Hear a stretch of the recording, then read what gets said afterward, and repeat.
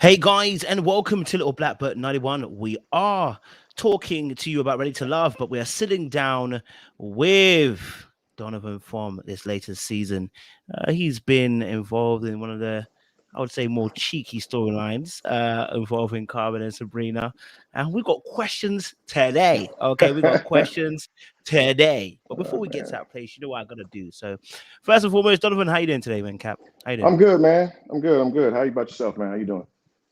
I'm alive. I'm well. I'm feeling good. You know what I'm saying? And I'm eating chicken, so life's good. I just had Mm, fish, so I had to get something in my stomach before we sat down. yeah. So, Oh, what kind of fish you have?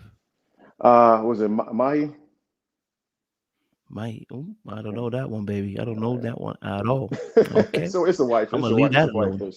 It was whitefish. How It's a about that? whitefish. Yeah, it's a whitefish. It's a whitefish. I don't even know. I didn't know there was even whitefishes. Yeah. Really? Oh, Is there okay. whitefishes? There blackfishes too? Not like that kind of whitefish. It's a cleaner fish as far as like all the other shit that's inside of it. So yeah, Oh, okay. So it's just white and pink then. Okay. sure. Yeah. It's All no other colors, right, man. cool.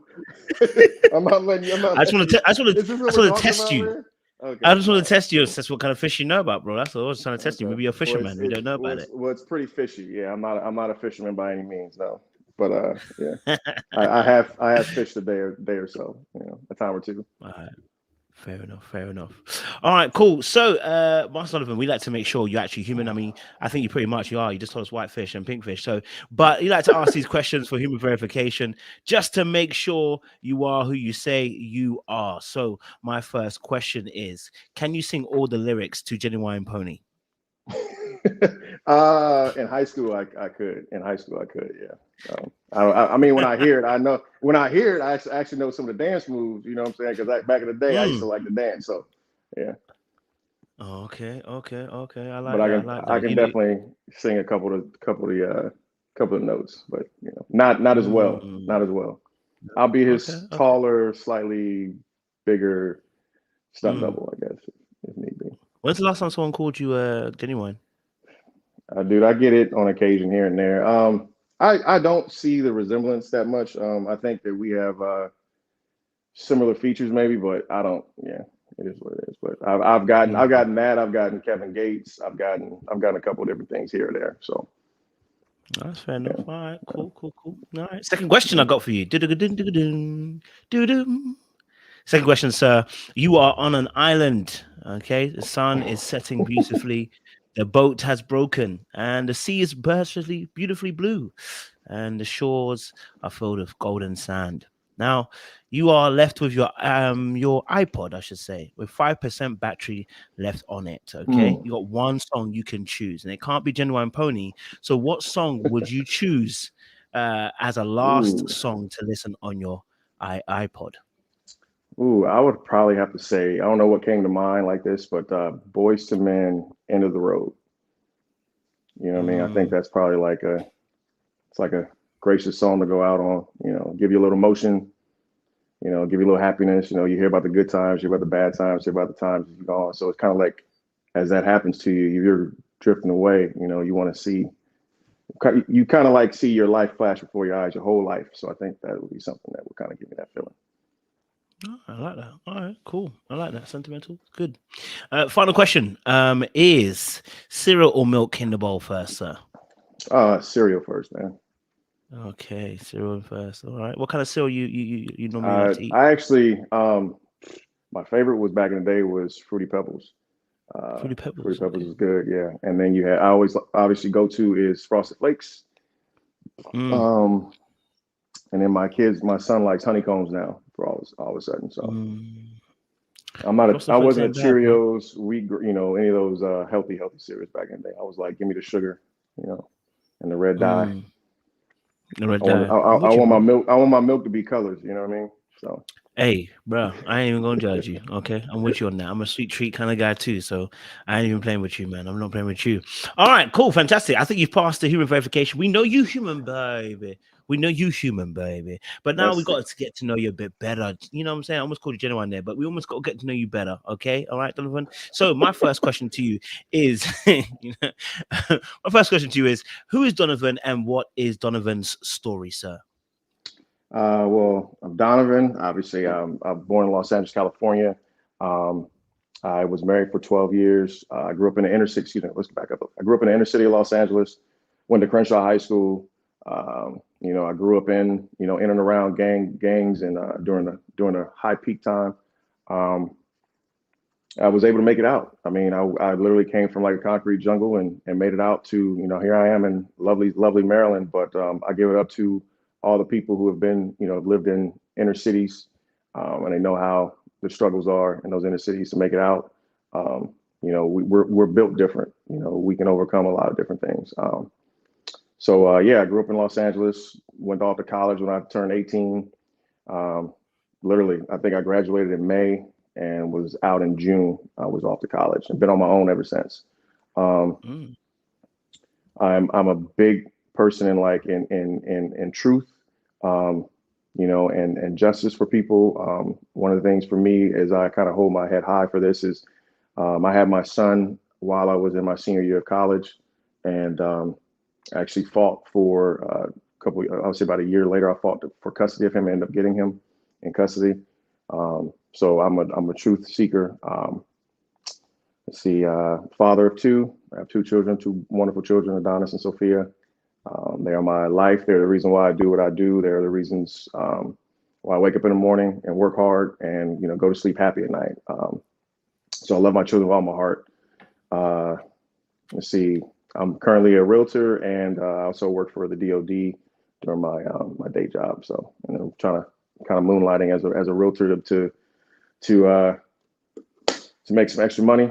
To try kind of transition careers. I think that's more of a long term for me. People person, love people, bringing people together, love having fun.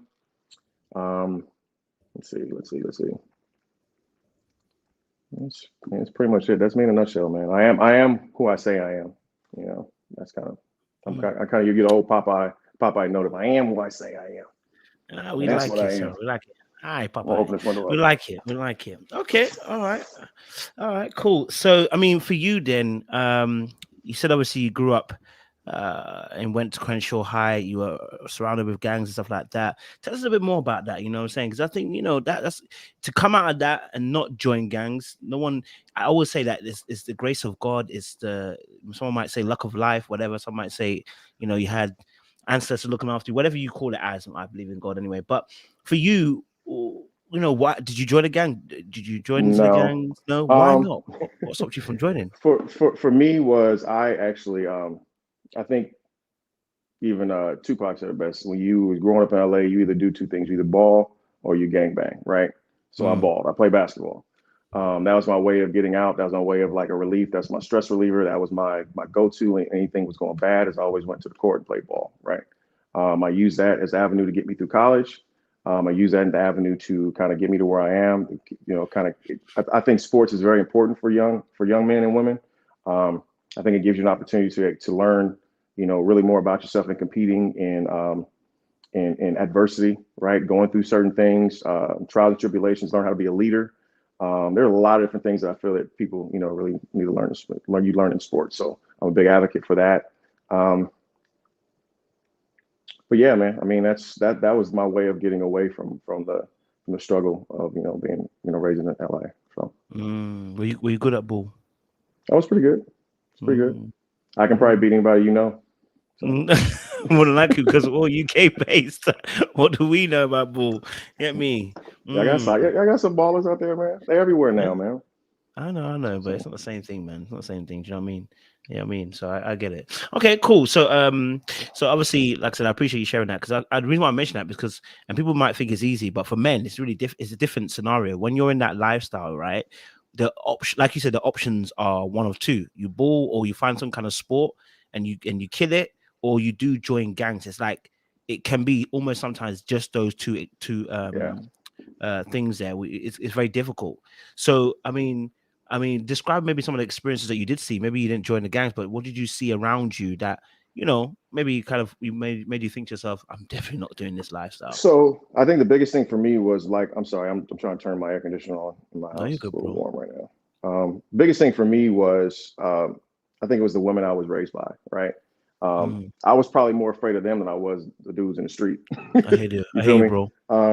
And it was like, it was really more not even the fear of like they gonna kill me, but it was really like the fear of disappointment. I was really big on making my family proud of me, and I've always tried to continue to do that. So that was really the biggest thing. Is I've always looked at life is full of choices, right? We all have times where we get challenged, and you can either do one thing or do another thing, right? And you have to live in that choice. So when you look at it from, it was either gangs or ball. I chose ball, right? It was either still with the bullshit or leave. I chose to leave, right? Because I saw the writing on the wall. The statistics showed that when you graduate from high school at 18, men typically end up having children, go to jail, or end up getting killed in Los Angeles, right? And my idea was like I wanted to get away from that so I could build myself and go off and get the things that I wanted in life, and again, and make my family proud of me. I love that. Okay, so tell us a little bit about other than obviously ball and obviously dodging the gangs and that. Tell us a little bit about Donovan when he was a younger man, man. What was you like, man? Was you a little bit of a tyrant? What was you? A bit of a funny No, guy? actually, I was a good kid. My mom used to always tell me that you're the only child that I know that I can put you outside with all white on, and you come back inside with all white. Oh, wow. Yeah, you know what I mean. She said you really didn't get dirty when I was younger, but as I got older, I started to get into like sports and things like that, so I didn't have any problems getting dirty. Yeah, having fun. So. Okay. So then for yourself, you mentioned your mom quite a bit. Tell us a little bit about the relationship with yourself and your mom then. How much does she mean to you? My mom, I love my mom. I'm pretty sure. Well, and I've seen that a lot of people love my mom too. So, uh, she's a trip. She's fun. I love her to death. She's not like like a mom's mom, as far as like she's very loving, right? She's very sweet. She's very endearing. But she's the one that like, I want to go somewhere for Christmas. I want to go somewhere for New Year's. I want to go somewhere for Thanksgiving. I don't want to do this. I don't want to make dinner and hang around the table and do, so it was stuff like that. So she would always want to do something different. And my grandmother, who was probably more the traditional one, she loved to have people over, for the holidays. And, she was the one who actually kind of raised me as during my younger years because my mom was off working. Obviously, if I'm out in a household in inner city Los Angeles or in Los Angeles, it's pretty expensive to live there. So even during those times, so in the 80s and 90s, my mom was a bus driver for Greyhound and Starline at the time. So she drove school buses. She pretty much drove anything to help, provide for the household. My grandmother was a teacher. My great grandmother was retired. My aunt was a counselor at USC at the time. And then she was later diagnosed with MS. And we ended up, taking her in and just taking care of her. Yeah, and then my brother came along 8 years later after me. That's my brother Milo. And things kind of transitioned from me being the baby to now my brother was the baby, right? And me dealing with that stuff. So there was definitely no ill feelings there. It was just really more of like the stuff he got away with was way different. I think that I made it easy for my parents, for my family, because they didn't have to really tell me anything. I really didn't do anything bad. I think the worst thing I did one time was I think I stayed out later than they wanted me to, and I didn't call them. And back then you didn't have pagers, you had pagers, or you didn't have cell phones. So I didn't have a pager at the time, so I didn't get a chance to call. They would always tell you, get to somebody's house and call them, or go to payphone. Here's some quarters, go call us. But it was something like that. It was stuff like that I did that. I mean, I wasn't mischievous or bad. So. Okay. And then, if you don't mind me asking, how about the relationship with yourself and your father? What was that like? My father played basketball 15 years overseas. He played in Spain. He played in Argentina. He played in China. Italy, I think a couple places. So he was over there. He wasn't around during my childhood a whole lot. And every time he came in, he would, come in for a little bit and then dip out again. So how did that affect you? We're not Dr. Phil in this. So I've come through a lot, dude. I found out a lot about myself as I got older. So I'm a big believer in self-improvement. And and actually internalize, not to grow, right? For you to grow, you have to be able to understand yourself, because I really feel though even though age doesn't define if you know a whole. Age truly only defines how old you are.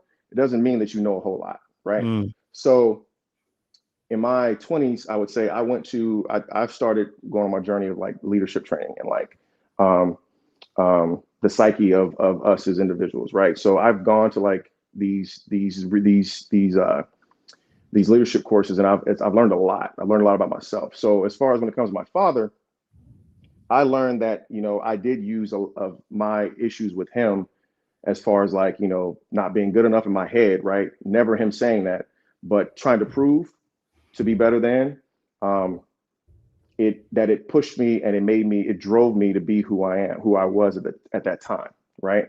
And I always said I didn't need him and anything like that. So what I did is when I actually, after taking this leadership course, I actually end up calling him and having a conversation with him and telling him how I felt about this. And I want him to know that, you know what, I'm taking all that blame and all those issues that I have with you away.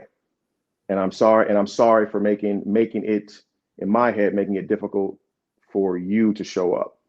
And now how he takes that is how he takes that. I'm releasing the blame so he doesn't feel as though he had the blame on him. I'm releasing that blame from you now and saying, hey, look, I'm your son, I'm here. And kind of basically saying, you know, taking responsibility if I've made him feel a certain way whenever we were around, right? And that has actually helped me grow in life and, you know, understand different situations that I've been in my life. And it's actually helped me drive myself even further because now I've taken those internal negative influences of, you know, of projection onto other people, taking them out. And now I'm actually going off because I'm doing things because I choose to do those things. And I want to do those things. And I want to be better. And I want to be stronger for whomever is in my life, whoever shows up with me, for my children, for the people around me, for the circle that I build, as I want to be inspirational and I want to be powerful in those things. So I want to take any negative influence away from my energy. Does that make sense? Okay. So before you went into self-development, what was the impact? Impact is like I take responsibility for everything that happens in my life, good or bad. I will never be a victim of any damn thing. For me, that has allowed me and allowed things and people around me to either disappear, to appear, to, you know, again, just to be just to be present, because I feel like when you have things going on in your life, it's very difficult for a person to be they can be in front of you, but to be present in front of you without thinking about things that are going on in their life, you can't. It's really hard for people to compartmentalize those things. So I think that's some of the things that it's allowed me to do. It has allowed me to recognize when I'm doing something that I shouldn't be doing quicker. And it allows me to be honest with myself, because I feel like we all lie to ourselves a lot more than we lie to other people. And it's allowed me to be completely and truthfully honest with myself. I'm going to rephrase the question because I like your answer, but I'm trying to get an understanding, right? So I get, because you like my answer. So what? I'm going to ask you this: what answer are you looking for? I'm looking for the answer that starts before you've done the work, because you just gave me another answer about how you've put the work in again, which shows the growth. But I'm saying, how did it affect you in that period of time when maybe you're younger and you're not as aware? In that moment, how did that affect you? Do you know what I'm saying? How did that affect you? I didn't even realize it affected me, is what I'm saying. That's what I'm saying. For me to be as driven as I was, I found out that there was some blaming that I had on other people, right? Excuse me. And there was some blaming that I put on other people. So what I'm saying is that the development has allowed me to take that blame away from them. And I see it as like, these are my choices, right? Either it's right or wrong, it's on me. I don't look at it at the blame for other people, because a lot of people sit back and say, well, I blame my mother and my father for me being this way. I blame my mom for this, right? I blame my dad for this. I blame my grandparents for this. I blame my whoever it is, right? My boss for this. I don't blame in these situations. And I think it's allowed me to, like I said, allowed me to be free. Like even with my ex-wife, when I separated from her, I think the work that has allowed me to recognize and say that nothing is wrong with her, she's whole and complete, is just that it doesn't work for me. Okay. It's allowed me to take the responsibility, is what I'm saying. Okay. You Donny. not? are you done? Listen, I'm only No, challenging you because we've spoken before. we speak all the time, man. There's I the same know, issue and all the time. So we have a different relation. That's the only reason why I'm pushing. Otherwise, I would have left it alone. Other people would have left it alone. But because we speak, I'm gonna challenge you a little bit further. So let me share okay, a bit of myself so that we okay. can connect a little bit because I don't want it to be one-sided. So I know that you've done the work. You've told me that, you're sharing that, you've shown me that, and I've been around you, so I know, right? So I believe I've done the work too, but I think there's still work I'm still doing. Now, when I look And we're back at all some of my we're behaviors, always developing. We're we're always always figuring developing, out shit. exactly.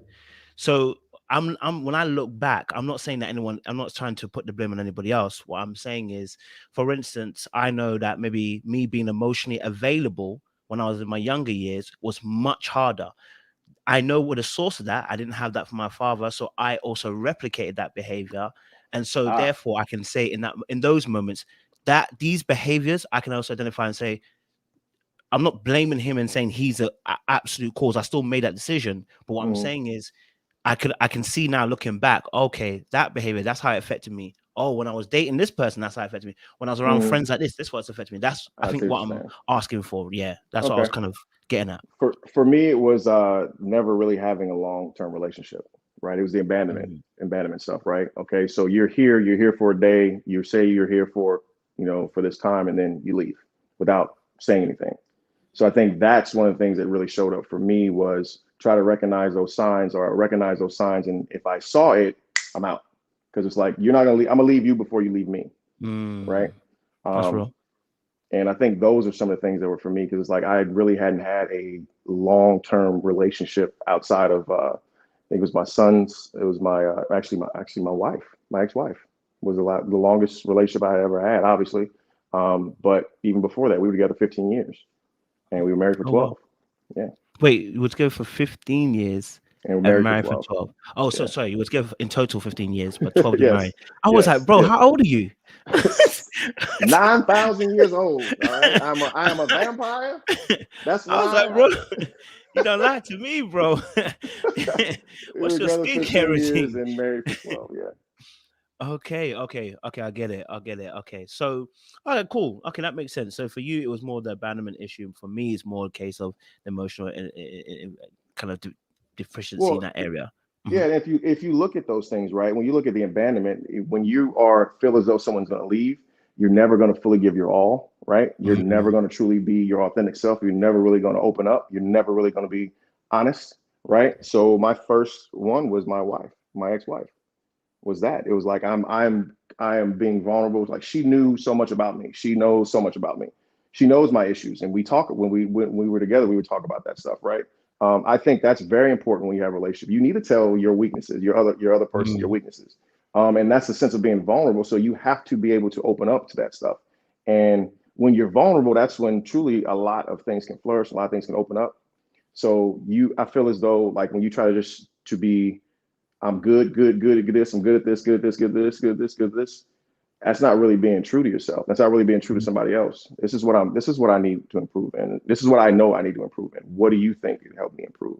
And so it's Mhm. allowed me to have those type of conversations when I am dating someone, when I am with someone. So Carmen knows these things. Carmen knows when I sit down and we talk about these things.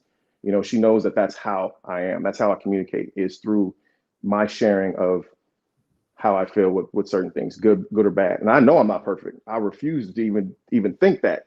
And I don't want to be with anybody who thinks they're perfect Mhm. because that's just not who we are. So I feel as though like that has opened up so many different avenues for me and in my ability to communicate. So How difficult or how easy, shall I say, was it opening up and sharing how you felt to past partners? How easy or how difficult it was for you to open up and share yourself in that regard? it's scary Mm, um, because you're allowing your. So I say this right in a relationship you have power, right? There's a mm. shift. There's a there's power, right? When you first meet, you guys are off in the middle, right? It's a dynamic. Hmm. You know what I mean? So then you have like where I'm sharing with you, so I'm giving you my power, right? So now it moves a Mm. little toward shifting towards you. Talk about it. When you share something with me, it's like okay, now we're shifting back towards the middle. Now we starting to get to know each other a little more, right? I share my faults, my failures, You know, my intimate moments with you, it's like you're getting those things, right? And it's a give and take. So the power just needs to be balanced out. When someone is sharing with you, you share with them, and you're able to get back to a middle.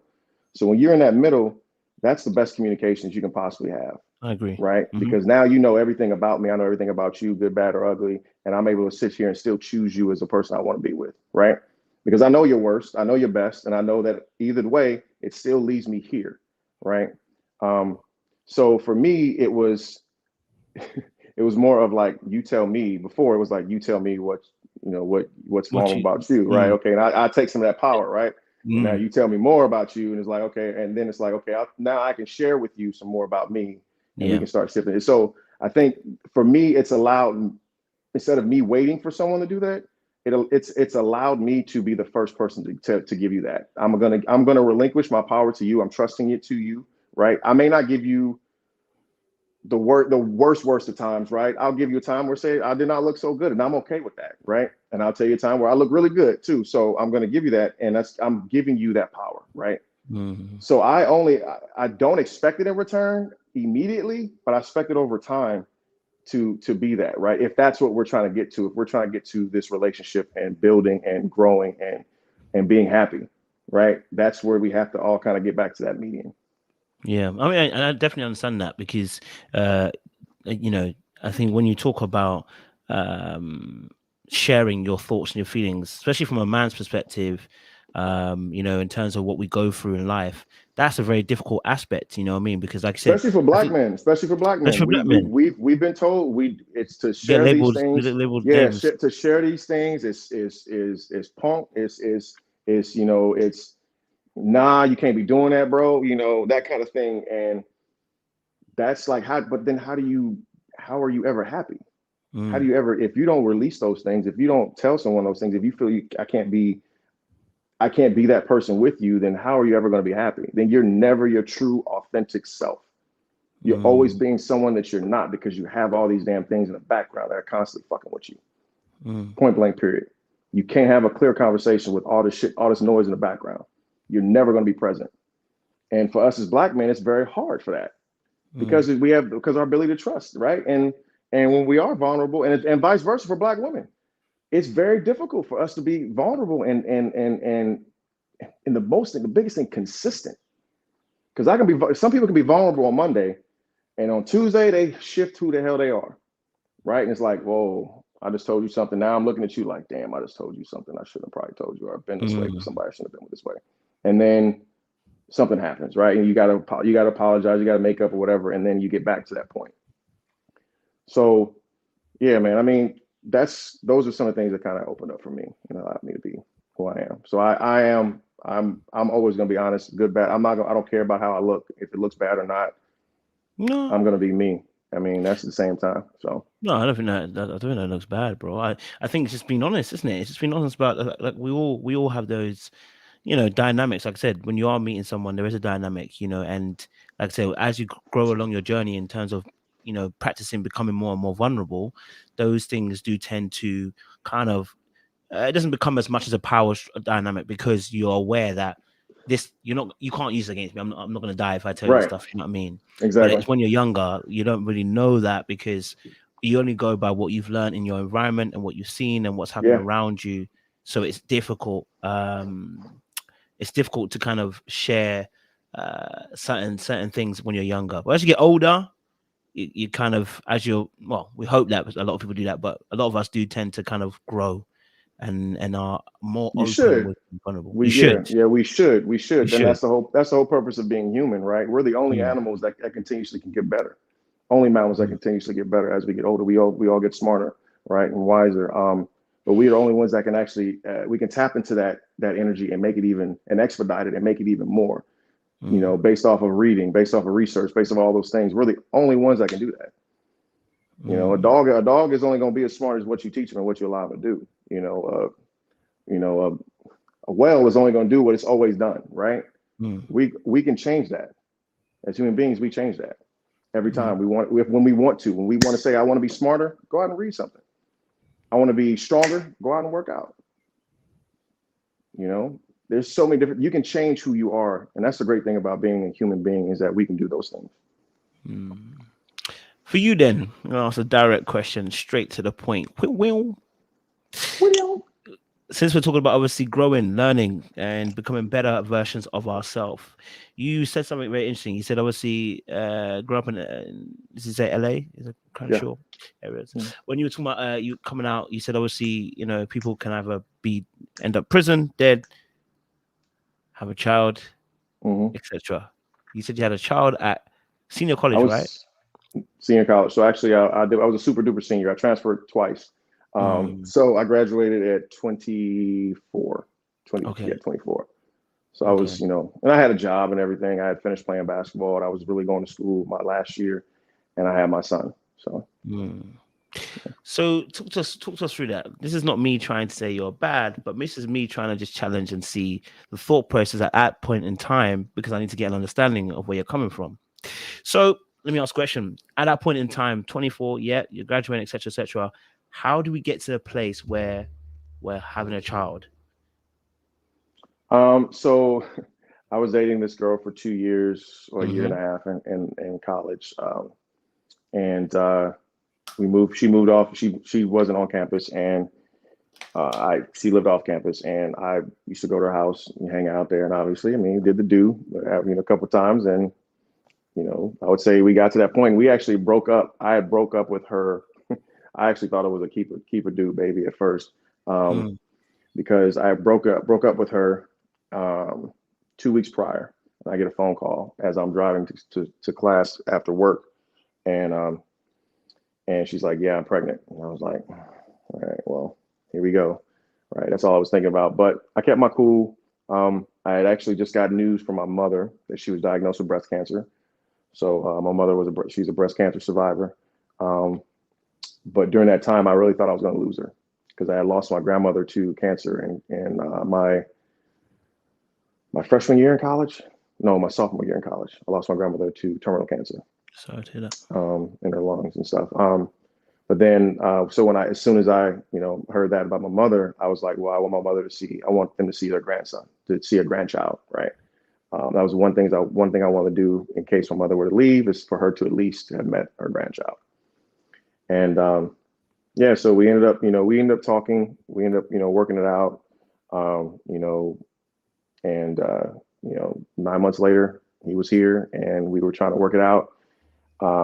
We ended up going to California for a little bit, and then actually ended up breaking up again. She tried to actually take my son away from me at one point. Move back to Maryland, and it was a tough time for me because that's when I went through. I had issues with my family at the time. My my my my family basically thought that the best place for my son was with their mother at the time, but there were some things that was going on behind the scenes that was happening, and I just told her, I said, just in time, due time, you'll see the stuff that I was referring to, right? And she ended up having to move back to California because I put a ex parte on her to come back to California at that time for custody of my son, and found out that well, the ruling was it basically would show joint custody, and that's all I wanted was just custody, be able to see my son. I didn't want to go through the same thing I went through with my dad in a long distance relationship and not being in the same place. I was, it was my child. I wanted to be a father to my child, at point blank, period. And I felt that um, that is every man's right and every woman's right to be as a parent to their child. Um, and that was some things I fought for. So we ended up going to court and granted joint custody of him. And then she ended up actually just dipping and just leaving and gave me full custody of him at that time. And he hasn't really heard from her since in 16 years now.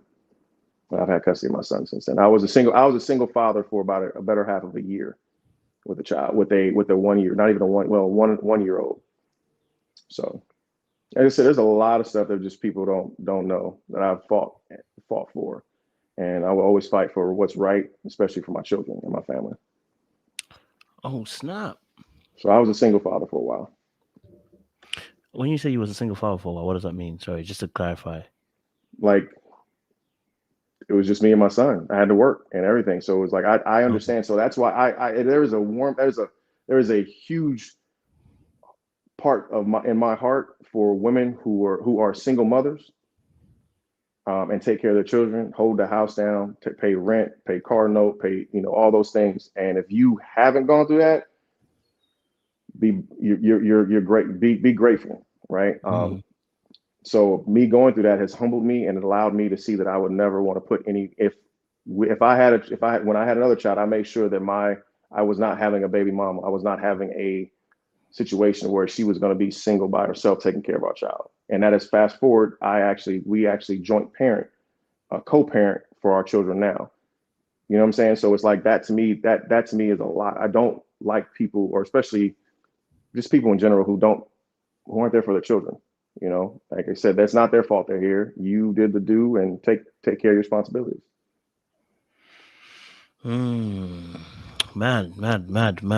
So, when you're going through that whole situation, it's a bit reverse rather than, usually it's a woman that's going through that. How did you handle going through that situation? Do you know what I mean? Because, trying to find a balance, trying to go to work, trying to look after your kid as well. What was the kind of mindset at that point in time? Do you know what I mean? Trying to balance it. It was hard, man. Let's see. Biggest thing was trying to manage my work schedule and daycare. You know what I mean? That was tough. That was hard. That was challenging. Daycare isn't cheap. I feel like, hell, you stay home, take care of the baby. If you can make some money, I might take in a couple. I was thinking about running daddy daycare at that point. I can put up a couple little fences around here to keep these little buggers right here, and I can be all right. That was the biggest thing for me, was managing my schedule, because I was a sales rep for Verizon Wireless at the time. So my retail schedule was crazy. And then I later on, I ended up trying to go and work for Smith Barney at the time as an investment analyst. So it's still a tough schedule. So. Hey, it's not easy, I'm not gonna lie to you. I didn't know that you had to go through that, sir. You know what I'm saying? That's commendable, sir. You know what I mean? Like, it's good to hear. It's good to hear a brother, standing in the gap, and taking care of his responsibility, taking care of his child, loving his child. You know what I mean? Because you don't often hear that story. We often hear it the other way around, and we often hear our genders sprinting for the hills. You know what I'm saying? So yeah. I appreciate that you stood in the gap like that, bro. Okay, so talk to us a little bit. So relationships and wise. Okay, so after that situation, were you dating after that? Was your next relationship the marriage that you was in? Like, what was it like for Donny? Yeah. So the next relationship was actually my current ex-wife, right? Okay. And after that, that's when I basically was trying to change. So I look at it this way, I came from a dysfunctional family, right? My father wasn't there. To be honest with you, it was dysfunctional because, you don't have the family members who, the mother and the father in the household at the same time, right? Anything outside of that, we have to be honest with ourselves, is dysfunctional, right? So for us to try to change that, we have to change it. We got to take ownership and take responsibility of that, right? And go in and make those changes. So for me to be able to breed function to my legacy for my children was to go and be a father and have a mother and be a husband and be a wife. So I wanted to go off and do those things, and that was the next relationship that I got into. And like I said, her and I were together for 15 years. Okay. So I'm going to ask the question I asked everybody else. From the beginning, when you started that marriage, did you know that did you have reserves? Did you have reservations? Did you have concerns? Did you feel there were red flags? What, I got to ask that question. I thought there weren't any red flags as far as drama or anything like that. I think the thing for me was, could she grow with me? Right. I knew I was going to grow because I knew I wanted more for myself and my family and those things. And I wanted to be able to build a partnership and build a partnership in both family and business. Right. So there was something that I wanted. I know what that was. I just always thought it was intriguing to see a man and a woman and a husband and wife, build things together and to have their picture on the side of the road, or just say when it says such as, whomever it is, Mr. and Mrs. Gaspard or whatever, or this is their foundation, I mean, that type of thing. It's something that is to me was like, it was something I wanted. Right. And something I want to, I've always wanted. And the question was, could she build with me? Or could we build together? It's probably a better word to use, right? Could we build together? And it was, I think we just were looking at building something different. You know, that's kind of how we grew apart. And I think even though you, over time, those things, your goals and things like that change, right? Individual goals change. And I think that that's kind of where it went. And we just started to grow apart. And really, that was my biggest thing with her, was like, could we grow together? And as I was seeing those things, as we, you know, we grew together, or as we grew in years together, those things weren't really, you know, come to fruition. And it was it was one of those things like, you know, but I love her to death. I don't even want to talk ill. I don't even really want to continue that conversation with her, because I love her to death as a mother of my child, or mother of my children. And I totally respect her. And, you know, she's a wonderful mother. And I'm just going to leave it at that, man, to be honest with you. So, okay. yeah. I mean, I don't want to ask about what she did, but I do have to ask, what did you contribute? You don't have to talk about her, but yourself, because that's the person I'm talking to. So what did you contribute to the downfall? To the downfall of that? Well, I mean, obviously the downfall was I cheated. I have no problem with saying that, right? And regardless of my reasons why, or there are no justifications. It is what it is. I take, you know, full ownership of that. She knew, she knew, right? She knew that it was happening, or that it happened, and we still tried to work it out, and it just wasn't the same, and it wasn't really for me in that sense. I think that I may have been on the fence for a while, and I think that the action was probably like the last straw, right, of that. And I kind of jumped the fence at that point, right? So again, it wasn't a reason to do it. It was something that happened. I did it. I owned it, and it was me. Yeah. Okay. I hear you. All right. Okay. So after, obviously, you know, you've entered into, I guess, once you got divorced, did you end up dating after? I did. I did. I was dating for a while. I'm not a big jumping into, you know, I don't like all the dating too many people at once. You know what I mean? It's it's hard to juggle. It's a lot of energy, right? I don't like wasting my energy, wasting my time. I feel like the most important thing for me is time. Money I can get back, my time I cannot. So it was really just trying to get onto the saddle, I guess, of dating again, multiple people, right? But I did have a relationship right after my marriage that I got into, that lasted lasted for about a year. And then, we end up breaking up. We end up having some things that happen. COVID happened, changed us a little bit, and then it just didn't work out. And then after that, I started getting into this. Got on apps, right? Got off of apps. I've had people steal my app accounts, and you know, it was crazy. But it just, I mean, just jumping into, I think it was just jumping into the water again was a challenge in general for me. But it was fun. But I prefer being with one person. So how did you end up on the Ready to Love show? So my buddy Phil from last season, he was on it, and he just kind of, you know, shared it with me, and he's like, "Hey man, I want to send your information. I know you're going through it and whatever, so I'm gonna send your information to the show." And they hit me up. They actually wanted me on last season. I was like, "No, I'm not doing that." I really didn't want to do it, to be honest with you. And I waited, and finally they had said I knew Phil was filming and doing his thing, and then they hit me up and said they wanted me on, and they were debating if they want to bring me on as a curveball, or as, you know, the first person at the mixer, and or one of the people at the mixer. So they ended up bringing me on as a curveball, and the rest is history. Okay. So you got reached out to, yeah? Okay. So they saw you and reached out to you. Just like that. That's it. Yeah. And I mean, I went through the rigors of, so you got to interview, you got to, you know, they do reference checks, they do background checks, they do psych checks, they do all these things. So I mean, once I started, I was like, well, you know, might as well just go ahead and go through with it. You know, it wasn't really anything, like I said, I was in desperation of this, but I knew that what I was finding, I don't think, you know, a lot of it could have worked, but I just think I was looking for other avenues to find out what would work for me, you know.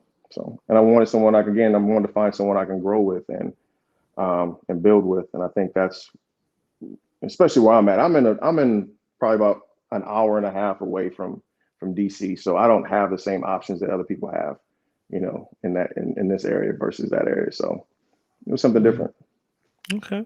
So when you got onto the show and you were on Ready to Love, who's the first person you saw at the mixer that you weren't at a mixer, but when you come as a curveball, sorry, apologies. When you come as a curveball, when you came in, who's the first person your eyes laid on? You was like, that's a bit of me. Let's see. That's a good question. I really don't. I think I think I do remember this. Okay, I remember pulling up, and I remember seeing, like I said, so my blind date was with Precious, right? So that was my first date. So me coming onto the mixer or the pool party was, I knew Ace. I met Ace, I met AP, and I met Precious. And I think the first person I saw when I walked onto the mixer or the pool party was Joy. And she had got out, she was bumping some music, and she got out of the car and started dancing. I was like, oh, okay, that's what we're doing. We all about to party here? Because I didn't know what to expect, you know what I'm saying, going into this thing, man. So, and I think so the first person I saw was Joy. And I was like, okay, all right, let's see what happens here, right? And so yeah, so that was the first person that kind of like she thinks she had like a yellow, I don't know, something bright. And the bright colors are automatically going to make you, you know, you call it peacock, right? Peacock towards you. You see it, you just turn your head and look over it stuff. So, so you saw Joy first, yeah? And here you go with this bullshit. I gotta ask, Nick. Yeah, man. I gotta ask. I mean, you saw Joy. She looked pretty. Did you have a conversation? No, we did not have a conversation. It was funny because first person I actually had a conversation with, the first woman I actually had a conversation with was, I want to say it was Dakia. It may have been Dakia. Okay. And then good conversation. And then Dakia, Sabrina, Tina, Carmen was later. Joy, when we broke off, Tommy brought us in at the pool, right? And he does his dance or whatever, and we break off, right? We all kind of go, and it's like people start grabbing people. I'm like, I don't know what, you know, I don't know what to do. And I think you saw Clifton grab Joy. I saw Demetrius grab Sabrina. I think those are the first two that I saw, right? So automatically I'm like walking around trying to figure out who to talk to, and the first person I talked to was actually Dakia. And how's that conversation go with Dakia? It was cool. It was good. You know, we talked about her dancing, talked about her education and stuff like that. So, and vice versa. Where we're from. Was there any sparks initially? No, I wasn't really going looking for sparks, man. I'm trying to get to know people, right? I don't think there was really nothing there initially with her and I. We had conversations, but it was like we hung out majority of the night that night, actually, between her and Sabrina, and then and Tina a little bit too. Okay. So you had a little date with Precious. Was it as salacious and sexy, and was there as many sexual innuendos as the show edited into that particular thing? Was it as bad as that? To be honest with you, man, it was pretty, like, it was some, like, we were just, again, I thought we were having fun, right? Okay. I liked Precious at the time. You know, me and Precious were actually cool. You know, we hit it off. And you know, it was just banter, right? Just a conversation. I'm quick-witted, you know, so when she would say something, I'll say something back. When she was quick-witted, I'll say something, she'd say something back, right? So it made it very comfortable for both of us. I think initially, because obviously that was my first time on camera, and it was very, like, uncomfortable for me. So it's kind of like when they're telling me to look this way, but I'm seeing a cameraman. I can't. It's hard for me not to look at the camera, you know. And I'm like, okay. And they said, look, don't look, you know. And it's like, so it was just weird. But Precious's our first date was very like, it was a little, like I said, it was fun. We flirted, we had fun, we had enjoyed each other's company. It wasn't anything I felt as over the top, disrespectful, or I would say, you know, something you want to, you know, cover the kids' eyes up about. So okay, because obviously I think your cutscene said she might have been doing a little bit too much. That's what I was wondering. So she wasn't doing too much for you at the time. There were times, like I said, she was definitely throwing the draws a little. It felt like a little bit. But that's what I wanted to know. That's what I wanted to know. I mean, that's it. That's the truth right there. Listen, man. Look, I'm not asking you to destroy anybody. We're just asking for the truth. So, how did you feel? You felt like it was a bit too much? It was too much, bro. It was too much. It was, you know, but it was, like I said, it wasn't too much for me to handle. Right. I've been in situations where I've had, you know, women come on to me, you know, strongly, and I wasn't interested. So, you know, you try to be polite. You try to be. Plus, you're on camera, you know what I mean? So you're trying not to, I'm not trying to make anyone look bad. I'm not trying to look bad. I'm not trying to, you know what I mean? And that's in those such situations. So I was being respectful, and like, I get it. You know, we joke, she's make a joke. She says, you know, I joke back, but it was definitely her more initiating some of the, you know, the spice. And it was me kind of like, you know, reacting to it and saying something, but I don't think my face could hide. That really wasn't interested. I was going to say, your face can't. Your face could not, bro. That's what I'm asking.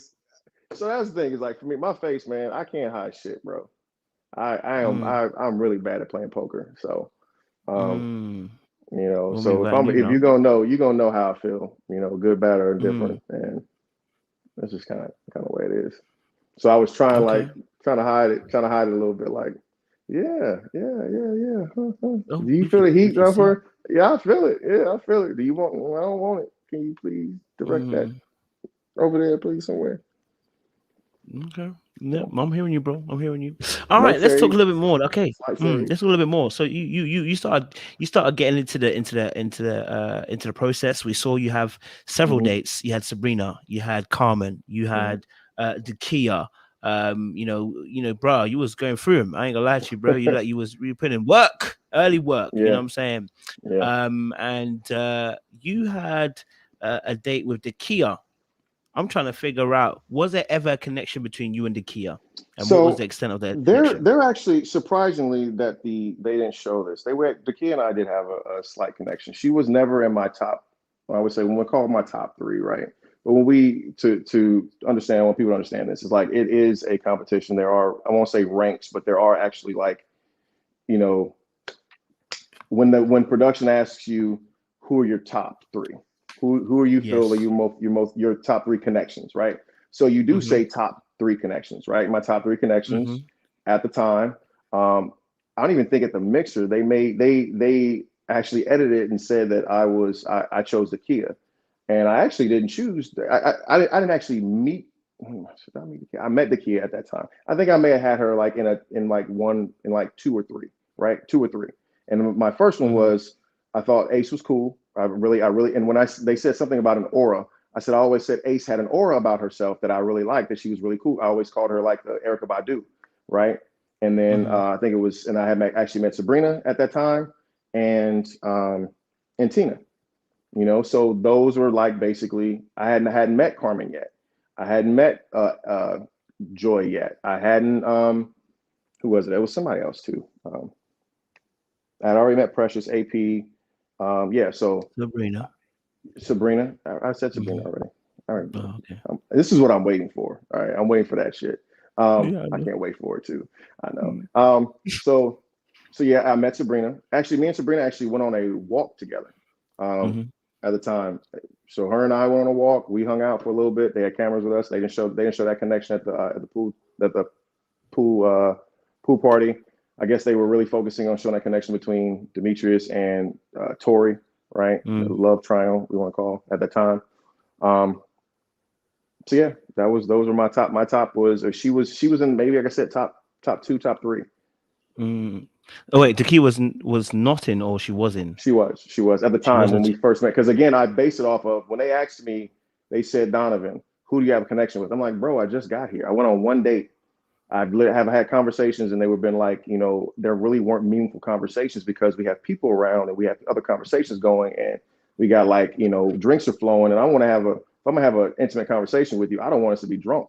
I don't want us to be high. Excuse me. Don't want us to be drunk. I don't want us to be, you know, intoxicated to where you don't remember what I said. You know what I mean? I want you to remember what I said. I want to remember what you said. So it wasn't like that. So I really didn't have any connections coming out of the pool party. But to give us for production, they wanted us to give us their top connections. The top connections. Said, yeah. So, or who you have a connection with the most? I'm like, sure. I think it was like, okay, I said Sabrina and I think Sabrina, Tina, and Dakia, right? Like that. Okay. Okay. So to what extent did you and Dakia have a connection then? To what extent? We went out on a date. I was actually I was on her ex date that they didn't show. I met with her ex date. Yeah, I was on an X date with her. So she invited me to an X date. No, why was you on a date of Dakia? Why was you on an X date? She requested to have me on as a date. Why? I want to, because we had a connection. We must have had a connection at the time. No, when you say we must have had a connection, that sounds we like must have had a connection at the time. No. Did you have a connection? That's what I'm asking you. Did you have a connection? I listen. It doesn't. When you go, I remember I came on the 4th episode. Okay, I came on the 4th episode. I can't sit here and say. No, I'm going to listen to what I'm saying. I came on the 4th episode. If I am there for that period of time, and here we are, you literally fast forward, you go not even a couple weeks, right? I've had one date with each of these women, right? Mm-hmm. So you sit here, you want me to say like, yeah, that's my connection. After one date, some I may have that connection with instantly, some I will not. And she wasn't one that I had a true like solid connection with. Now we connected because we talked about like the fact that she was a dancer. I appreciate it. I said, oh, I love dance movies. So that was one of the things that we've talked about. Was she said she had never seen certain movies, right? And I said, oh, you never seen Step It Up, you ain't never seen this, you never seen that. So we would talk about those things, right? So we had that type of connection. It was like I said, but it wasn't on a sense of like I felt super attracted to her. I was not going to be something. It was not someone I said that, okay, I can shut everything down. This is the one, you know, type thing for me. Yeah. And I really didn't feel that, you know, really until, like I said, later in the process, because I told myself I was not going to, especially after the first week, they kept trying to get me to expedite my process. Right. Like I just got here. You're telling me to pick my top 2 connections. You're telling me to say, hone in on the person I want to be with. I'm like, bro, I just got here. I'm taking my time. So everyone else had their process that they had started 4 weeks earlier. Donovan was starting his process the way that he was going in his timetable. How long before, you know, that the X date came in for Dakia then? Sorry. When you joined the show, how long before it was X date? I want to say maybe, was it 2 episodes, 2 shows? So 2 weeks, maybe a week, maybe a week and a half, 2 weeks, 2-3 weeks. That's why I'm asking you again. So when you say we must have had a connection, that's enough time for you to know where you stood. We spoke. Like I was making sure that whoever I went on dates with, whoever I was talking to, I made sure I was in communication with them. Have it be via text, have it be via phone, have it be, you know, something. It was always in some sort of communication. I call them touch calls, right? Just like, hey, I just want to let you know, hey, how's everything? How's your day? Everything going all right? Man, our days are busy, because you got to understand, I live an hour and a half away from people. So I had to travel an hour and a half to go to these places. So I'm either on the phone with somebody, I'm texting or whatever. So I'm maintaining communication with multiple women, trying to maintain communication with How many conversations you have a week with Dakia? On the phone. What are you trying to get with this? I want to know where you're trying to get with this. I'm asking because you're not being open with me. You're not being open with me. I am being very open with you. No, you're dodging me, bro. You're dodging me. You're dodging me, and I don't know why you're dodging me. Listen. And plus, as an audience, we've already had Clifton come on say he denies a whole. I'm not denying anything with the kids. Yeah, but it's the language. It's avoiding. So, like we said, we must have a connection. We must have a connection. No, did you or did you not have a connection? Like that's what I'm saying. When you do, we must. That makes it we must have a connection. That's what I'm saying. Right. You know, you're clever. Okay. For the sake of us moving on, I had a connection with Dakia, right, at the time, where we sat down and we talked. She was in my connection list as a top 3 at the time, right? And the more dates I went on, the further she kind of dropped off of that connection list. So obviously we had enough of connection because certain people had been removed from the process at that time that she felt that I was surprised I was on the X date, to be honest with you, because I didn't think it was that we had that type of connection. That's what I'm trying to say. I'm trying to be very political when it comes to this, because I know where the follow-up's coming with this. So after Eric left, okay, because I saw the connection between them after the bonfire, after the I think it was the pool party, right? Later on that night, we had a bonfire. She was by my side, right? And she left me to go grab Eric and pulled him away from everything. So now I'm seeing like, okay, I see that the three people that are probably off my radar would be Dakia, I saw Joy, and I saw Sabrina. So these are there. She's with Eric, she's with Clifton, she's with Demetrius.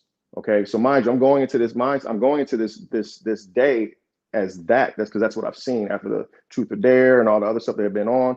I saw like that's where people's connections were, and so yeah, so we had a connection for a period of time. It wasn't something I felt that was worth continuously going. Now, mind you, I did continue communication with her through this time, right? It wasn't anything that was like I said, it was just really more of like, what are you doing? How you doing? Touch base, yeah. Yeah, touch base with those touch calls. You never flirted? Huh? You never flirted? Flirted? No, I don't think I flirted with her.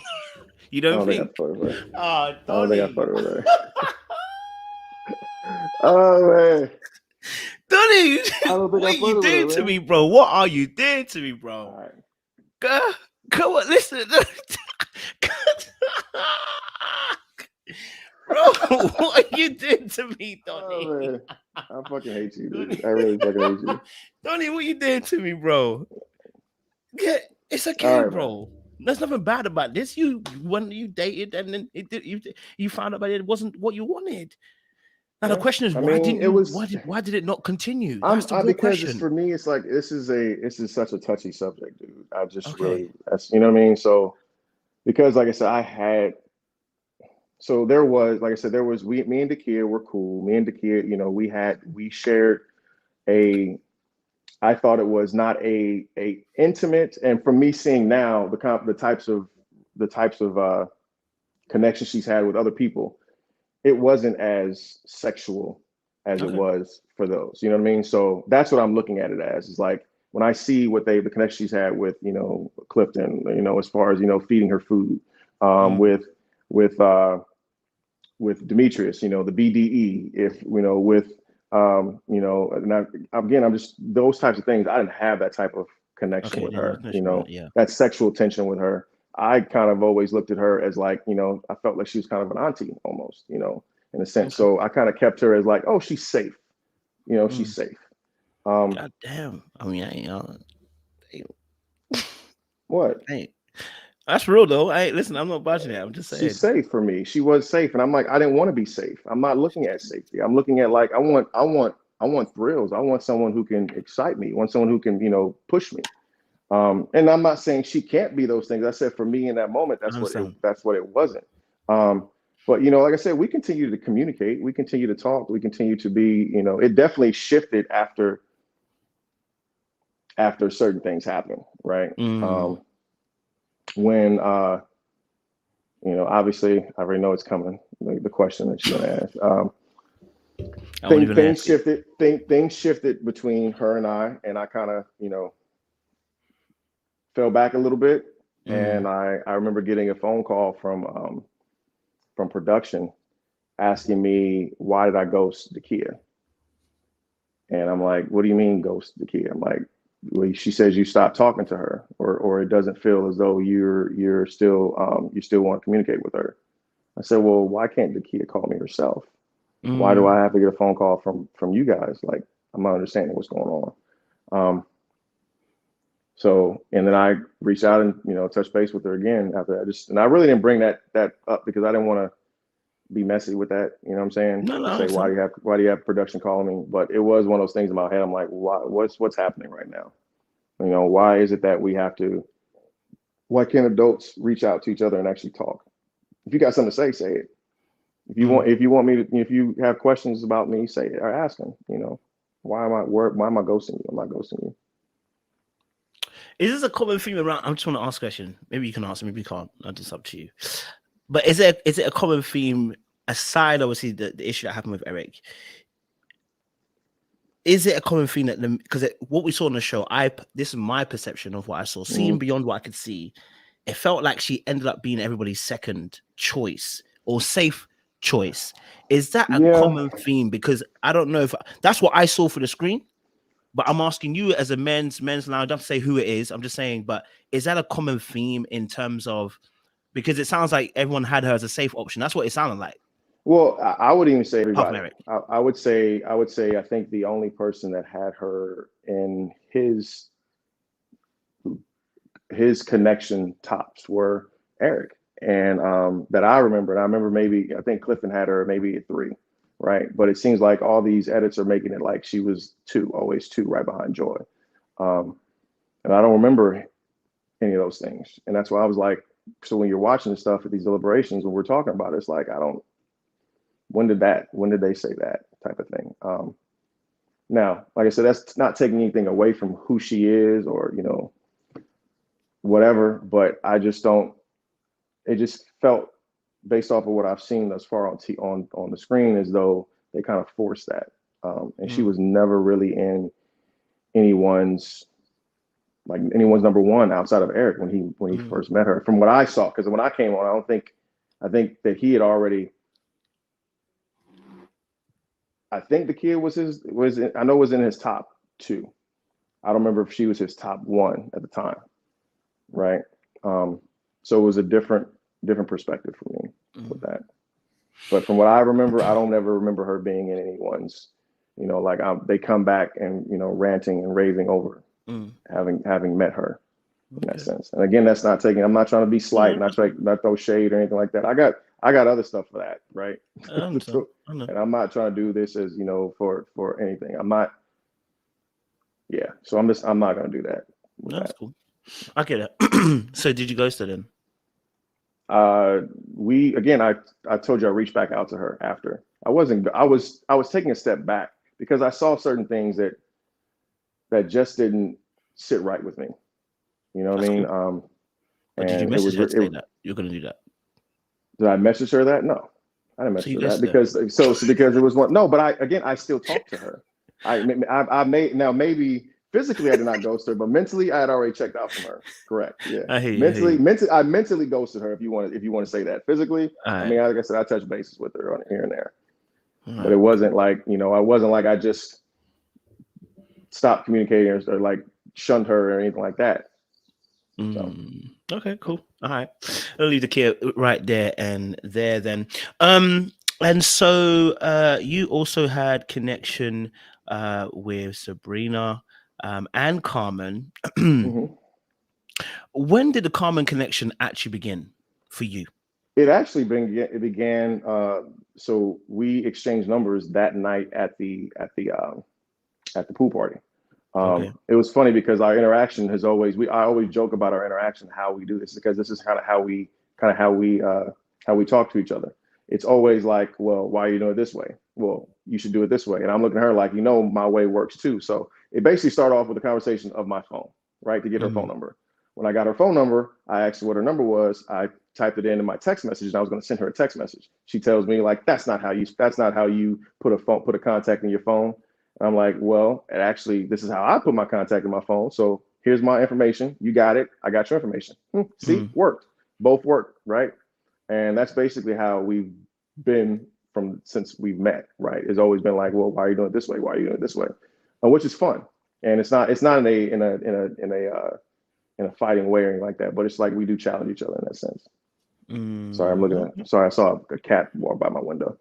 Oh, did it go by twice? No, this is not the Matrix. This ain't the Matrix. You sure you're not the Matrix?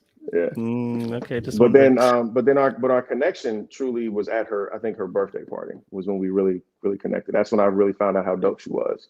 And ever since then, we had to really kind of maintain contact and communication on an everyday basis, you know, from good nights to good mornings to, you know, checking in on her, make sure she's good. Because I know she had a long drive. She had a long drive like I did. Hers was like an hour 20, mine was like an hour and a half. Everybody else was like, you know, 45 minutes or so. So that's how we kind of connected that way. And I think that it was a different type of connection because we talk so much, you know, we communicated so much to where you really people don't see that connection. And a lot of ours is built off the screen. Okay, so you also built off the screen. Cool, I love that. And you obviously then went on the X date as well. Sorry, X date. Apologies. You went on the meeting the parents date. You know, which was pretty cool as well. Yeah. Actually, you actually went on the X date as well, didn't you? You was on X date with. I went on the X date. I had 3 X dates. I had 3 X dates. And 1 meet the parent date. So yeah. So you was on an X date with Paul and then Carmen. And what was your thoughts around that particular date? You know, because before you got there, you didn't see it, but we saw it. I was like, there was a little bit that you talking about that holding hands with Marcus? You talking about the holding hands with Marcus? Baby, okay, it was not. You know, it wasn't the. You know what I mean? Nah. But what was your thoughts around that date? I thought it was a good date. I think that's when I started to see that, you know, Carmen was really in line with the things that I wanted in a woman. That's when we start talking about our kids. We start talking about our parenting. We start talking about our growth. You know, I learned a lot because in the questions that Marcus was asking, he was talking about, you know, how do I plan on coming in and trying to be a figure to, you know, her son, and, you know, and just making sure I gave the right answers, you know, in the sense of being accountable for potentially having to help, you know, raise another man, right? Because this is kind of what we're here for, is to help, you know, to want to be in a relationship. 2, if I'm going to be in a relationship, these are the things I got to be aware of, right? Going into this relationship with her is her child. She has a 17-year-old son, like I have a 17-year-old son. That is no longer a child anymore. He's a man. Yeah. How do I handle that, right? And it just felt, for her and I, it really felt comfortable in having those conversations because we both agreed. We shared similar parenting ideas and notions, right? So that was a big thing for us too. So that's kind of where that was one of the places where I felt a really strong connection with her. And then you got to the parent date, and yeah. I love her parents, by the way. Her parents are a trip, man. Yeah, calm. I don't lie to you, their parents are real calm. Pops is no joke. Cool too. Yeah, Pops is no joke at all. You know, he was under pressure. He was sweating, though, weren't you? A little bit. You sweat a little bit. You know what I'm saying? You must sweat your beard off, fam. Though. It was good though. No, I don't have a lace front, so I'm good. I gotta make sure these ladies will be asking those questions. You're good. Continue. Yes, you the date with the parents. Yeah, so the date was good. I mean, I actually at that time I think I brought her mother flowers, and I actually brought her father a coin, a military coin that I had from one of the PMAs I supported, one of the offices I supported, and I wanted to make sure that he received that. We didn't put it on camera because I didn't want that to be part of, you know, some stuff. So I wanted to make sure that I gave him something. And that was kind of like my additive to, like, you know, I appreciate you being here type thing. So he was cool though. He definitely made me sweat a little bit though. Yeah. The high five that you missed as well. You gave it that. Yeah, I mean, it happens. It happens, you know. Showed you a little something. Okay, I hear that. All right. Let's talk a little bit.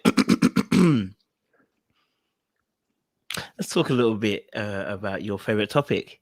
Yeah, let's talk a little bit about that. You know what I mean? And I'm gonna feed that back into the Carmen situation. My first question is this: when did you become aware of the beef between Carmen and Sabrina? I actually didn't think there was a beef between Carmen and Sabrina. I didn't know there was a beef with Carmen and anyone until I saw on TV. I stayed out of that stuff, man. Even with like, Carmen has always been very respectful when she talked about Sabrina. It was never in a derogatory way. So I was surprised that this is supposed to be like a beef, right? This is not. I didn't think it was a beef. I don't think they should have beef. There's nothing to beef about, right? But yeah, so I didn't see there was a beef between those two. Cool. Obviously, Sabrina yourself, you actually asked Sabrina, if she was open, to getting to know yourself. Tell us a little bit about that date that you had with Sabrina, where you guys were talking, and it seemed like she was really open to you. She said a couple more drinks, and I know you would have gone there too. But talk to me, what was your thoughts about the Really. date that you had with Sabrina? Sabrina was cool, man. Mm, We vibed a little bit. We had a really good, I thought a pretty decent connection at mm-hmm, the time. But I mean, I just felt that during that date, we shared a lot about each other. We found out we do have a lot of commonalities. mm, One being from the West Coast.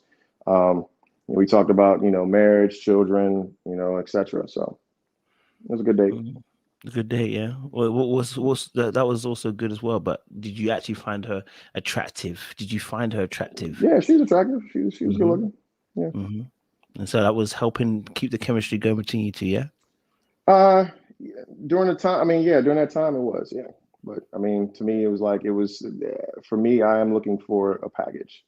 I think that Mm, was one thing I was going into this journey was to find a complete package, mm. and And she before the just wasn't that for me. shenanigans, no, before the shenanigans though, before you get to the end, before you Mhm. got to that point of thinking that, you were thinking that she was part of the package. Would you say that was fair? I thought she had the potential. I Mm, thought she had the potential for it. But like I said, there were certain things I had questions about that really never got answered for me. mm, Um, and so I was hesitant to continue to be vulnerable to her. mm. Um, and so yeah, Well, did you feel it like you didn't end up two weren't rolling. being able to? Did you feel like you weren't able to be vulnerable? I mean, did you have vulnerable conversations? Let's put it that way. And if you did, I don't need to know all the what it was said, but Um, you know, Not necessarily. I kind of got a lot of surface from Sabrina, and that was my biggest thing with that is I wanted to get to, I knew she had, siblings. I knew, certain things about her, but as far as like in depth, do I know what her, everything about her? You could ask me, at that time, would I feel comfortable in telling you a lot about her? Not necessarily, no. mm, okay. I mean, did you try to push and share more of yourself with her, or were you trying to match her energy? So for me, I went into this whole situation. I was completely honest and vulnerable to, I felt every woman in that, every woman I was Mm, in front of, right? Because again, I was trying to go from that power shift, right, to me just telling you stuff to me. I want to tell you more, so it feels I can get you comfortable to share with me. Because I feel like we all in this journey of relationships and love and trying to find things that we've all been hurt on this quest, right, by someone or somebody, and it makes us not um, be our true authentic selves at times, right? I always say sometimes you're dating a representative, right? And the representative is always going to tell you all the good things, all the great things about you and the person that who you say you are, mm, as opposed to is like I want to get you to take that down, right? To break that down, I want to see the bad. I want to see the good. I want to see the vulnerable. I want to see the things that move, touch, and inspire you. I want to see those things. And with her, it felt very guarded, mm, um, and um, and it felt like as though she wanted you to be that way, but she wasn't willing to be that way, mm. right? So I want you to be open and honest and be with me, and then forthright with me. But then well, tell me more about this. Well, I need to know more about you first. So we talk about that power, right? So that power Mm, was she was trying to. It was getting a lot. It was giving a lot, and I just wasn't. I wasn't getting a lot from that. mm. Okay, so you felt like she was guarded, and she was kind of like wanting you to open up, but not herself opening up. Well, she did mention that I think it was only Demetrius who really asked questions about her marriage to get to know her a bit better.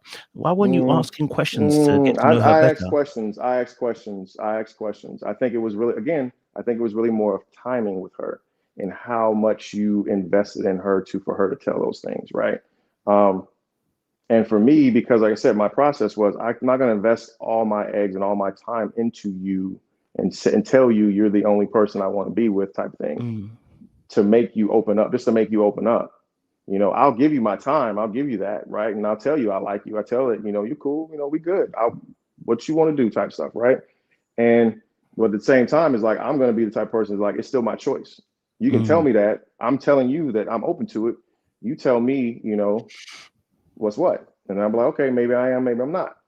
And with her, I just felt as though I was depositing and not with getting any withdrawals back, or, you know, and not getting anything back with her.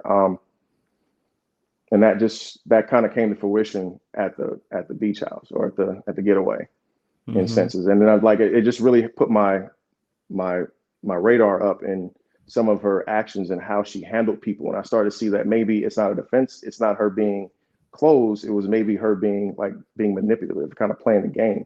And especially in how she kind of how she treated Tori in that sense. Tori was being completely vulnerable and honest with her, and not saying that this, again, we all play this game. This is all part of the process, right? We are dating multiple people, and I'm not justifying anything that Tori did in that situation. He was just truly vulnerable and honest in a time that was probably not the best time to be vulnerable. I want to say to be vulnerable in, right? So you're at the beginning. You can't be completely that type of vulnerable in the beginning, because it's not going to last unless that person is choosing you at the same time. I.e., look at Joy, look at Clifton. They were completely vulnerable and completely honest with each other from the beginning. And that was evident. So when I saw both of them at the pool house, I saw that is y'all together. I ain't going to mess with that. You know what I mean? So for that's what I was looking for, is I was looking for someone to be vulnerable. And every time I kept doing that, the person that kept being the same way with me was Carmen. You know what I'm saying? So like, when I'm going to continue to put my money into a bank that is going to give me money back. And for that's where I felt as though I was not getting that with Sabrina. And like I said, I at the point when we walked into the house, they were neck and neck. And I had my reasons on, you know, who I wanted, and, you know, or why I would choose one person versus why I would choose another person. And it kept coming back to me as like, really, Donovan, just continues to be true to the process and continues to be true to who is true to you. And as I continue, like I said, that weekend, I was honest with her, and she asked something about, like, I see it now, like I said on TV, I see it now as though, here we are, you're asking me about an ex, and I tell you about my ex, I tell you about, you know, this, whatever, and she somehow, some answer I guess I gave her, I don't even know what it was, that triggered her to make her think that I wasn't over my ex or something like that, right? And I'm looking like, man, I'm so over this. What are you talking about? It wasn't a divorce thing, because the divorce thing, she was divorced in less time than I was. I was divorced I left my house in January of 20. My divorce wasn't final until December of 20. But the show didn't start until October of 21. And I had already moved into the basement September of 19. So I've been divorced for close to 2 years. So I know that couldn't have been a thing, because if that is a thing, I feel like that's something we can talk about. If you feel like the timeline or something is not adding up, that's a conversation that we can have. You know what I mean? But yeah. So why do you think that she couldn't be really open and honest with you all the way, if you were also, first before I ask that question, did you share, you know, what happened in your marriage the same way you shared it with Carmen? 100%. Yep. I shared it with every woman that I went on a date with. Every woman knew personally, directly towards them, that I told them. Takia knew. Tina knew. Sabrina knew. Carmen knew. Hell, I mean, I'm pretty sure they shared that at the deliberation at some point. So I'm pretty sure everyone knew. So for me, going into this process, I always want to make sure that I was like, I'm not copy and pasting, right, as they said last season. But I was literally being, you know, I was being transparent and being open, being honest. I'm not going to tell one person one thing and not tell another person another thing. I want you to hear from my mouth to your ears, of whatever I got to tell you about me. And that's just how I go with that. So. Okay. So why do you feel like, you know, from your perspective, why do you feel like she was not able to trust and be open? Because she said she felt like some of the things that she was going to say was going to be used against her. So I'm saying, for you, why do you feel like she couldn't trust you to share? What does she mean by use against her? I mean, I guess you maybe said later on or whatever. I don't know. I guess that's what she meant. I find that ironic. Oh, why is that?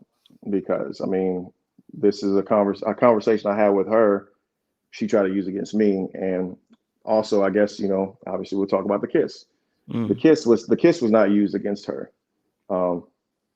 It was not I didn't weaponize it. It wasn't anything like that. It was like for her to, I think that maybe that may have been I don't even think that's something she opened up about. It's something that we shared together, and now I'm a part of it, right? But she still didn't open up to me. I don't know why. Maybe, like I said, maybe she didn't trust. Maybe she didn't, maybe she didn't want me, right? Maybe she didn't act like that. Maybe it was just a thing that she said she would, do me right here type thing. I don't know. Maybe it was just that. So what was her response when you discussed that with her, when you started realizing that she's not really being open and not really being vulnerable, when you were asking her for more vulnerability, what was her response? It wasn't necessarily, like I said, a conversation. It was really more of, like I said, it was actions that were done. It was certain things that she would, when I talked to her about, her marriage, she would just say, oh, it just didn't, we grew apart, really didn't, it was something that didn't happen. So she wasn't really giving me honest answers. She was giving me, like, I call them half truths, right? You're telling me one thing, but you're not giving me all the details. I have more questions, but I'm not going to push you because I don't want you to feel uncomfortable, right? When we're dating, we don't want to continue to, pick on something if the person doesn't feel comfortable in telling them, okay. Right? That's something we can come back to later, or we can pick up at some point. But it's like, I want to share my vulnerability with her and hope at some point she would reciprocate that and tell me about herself. And that just really never came to fruition. Okay. So if that's the case, how do we get to a kiss part? Because since we're realizing that obviously people ain't really being vulnerable, why are we lips to lips, bro? On more than one occasion, bro. There was an obvious attraction between her and I, right? You can see it. It was pretty evident there was a chemistry that was there. I will acknowledge that. I have no problem acknowledging that. But I mean, in hindsight, it definitely, I feels like it was just that. It was an attraction. It was nothing that was, to me, it was of substance. I tell people, I can't hug you with your arms closed, right? I can't do what you want someone to do if you're not being open, right? And I'm okay with that. That's fine. If I'm not the person for you, I'm okay with that. I'll walk away. I have no problem walking away. But like I said, I didn't know where we were. I assumed we were cool going into the house, and there were, like I said, there were just things that were going on that I didn't like that took place with the whole, like I said, the Tory thing, right? When she eliminated Tory, it just it put my radar up on her on how she handles people, and what type of game she's playing. I'm like, these are chess. In my mind, I was like, these are chess pieces. We're chess pieces to her, right? And I respect the process. I respect, everything that's going on here. Like, we are all on the same journey, and I have connections with other people. You have connections with other people, and I respect the process. I respect you in the process. But I think the difference between her and I is I actually respected the people in the process a little more than I actually respected the process. So it's like, I don't want to make someone look bad. I don't want to be disrespectful, right? I don't want to be these types of things. I would never call anybody their names. I would never do these certain things, right? Because I respect the people in the process. And I felt as though she was taking advantage of the process, and we all are. She always has mentioned, I've seen it, like I said, on since then, is about, we're all playing a game. Like, yeah, we're playing a game. I understand the game that we're playing. That is part of the game, to date multiple people at one time. But there's still a underlining respect that you have to have for other people and other people's time, other people's energy that they're giving you, or so. And how she handled Tory, it kind of, like I said, it put my dar up on her, right? And then I just start literally seeing actions that weren't aligning with what she said that she wanted from, a relationship. Not have it be with me, have it be with Demetrius or whomever it was, but it was like, these are conversations that, that I've heard. It may not have been as detailed and like vulnerable as they were, right? But these are conversations that we had.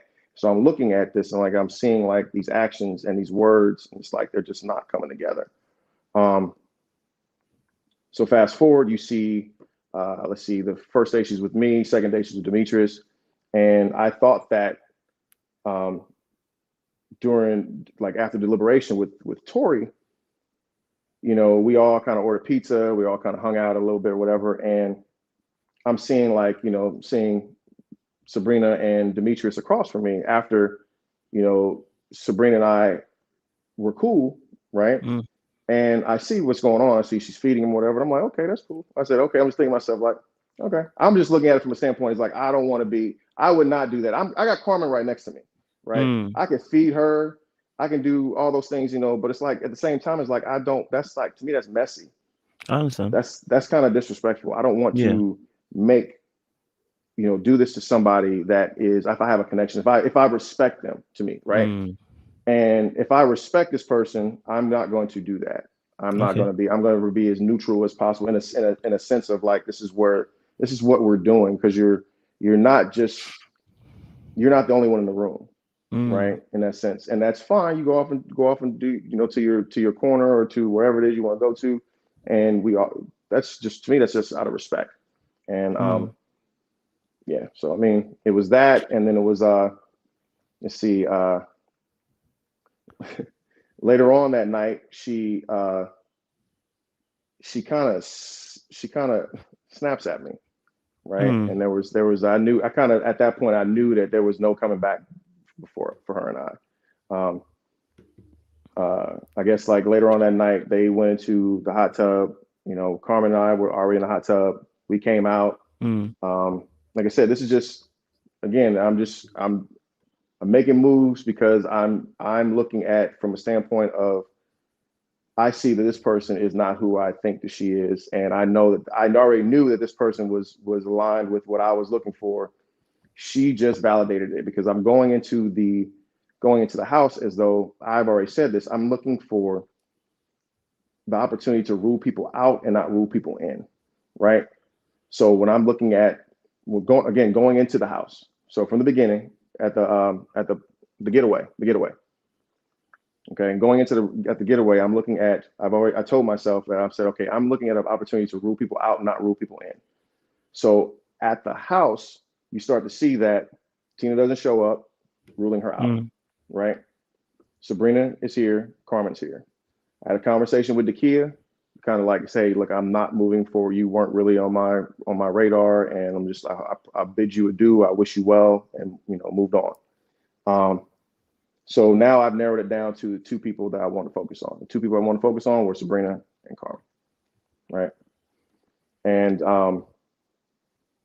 I had time with Sabrina. I had time with Carmen. I enjoyed my time with both at the time. You know, I hadn't really made a choice, but I was leaning towards one, just because of how we felt together. And like I said, and then another reason why, because I was looking at how other people were moving. I always said that, you see, you go back to that episode, I want to see how people move. I want to see how people handle other people. I set this up that way, to where I was like, I was watching.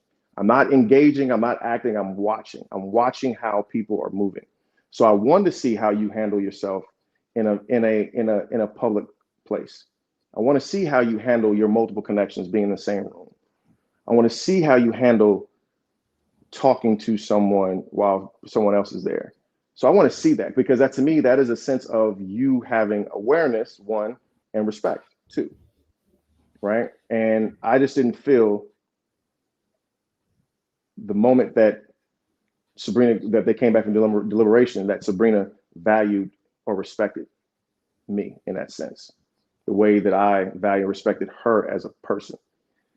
So I felt disrespected in that sense. Now, was it jealousy? No, I'm not a jealous person. I rarely ever get jealous, in a sense. Was it spite? No, it wasn't hate. It wasn't anything. It was simply this: I had options. I had an option. She had options. She made a move towards her option. I made a move towards my option. You know what I mean? It's just that. So if for someone to say that was who I wanted is lying, because I never gave an indication of who I wanted And that's at that time. Even at that time, I didn't. If Carmen had done that and done that with, fed somebody next to me, I'm gonna look at her differently. You know what I'm saying? Like that's just how it goes. That's just, to me, that's what it's about. It's about respect. Because we are, we're all young, or I won't say young, we're in our 40s, 35, 40s, right? You're younger than we are. And we have great jobs. We have children. We have bright futures. And it was really about just like, again, being respectful to people. And I was, from the beginning, I was a gentleman. I've been humbled. I've been respectful. I've been, I don't know. I've always, like I said, that's how I was raised, was just continue to be a gentleman in those senses.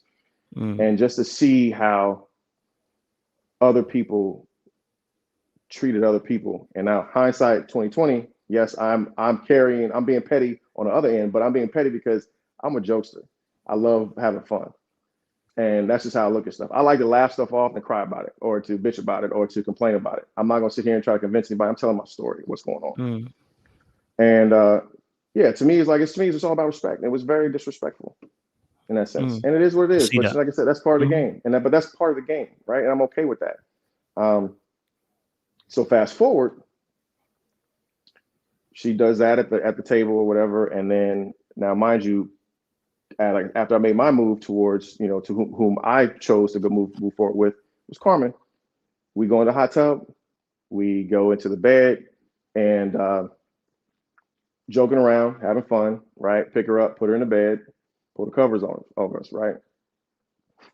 We pull the covers back and we start laughing. I was like, oh man. I was like, you stupid, right?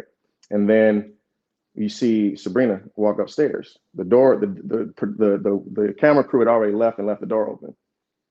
And then you see Sabrina come upstairs and like does this whole look back, stop. Like, okay. And me and Carmen just looked at each other and started laughing. I was like, oh shit. I was like, I guess I'm gonna hear this later, right?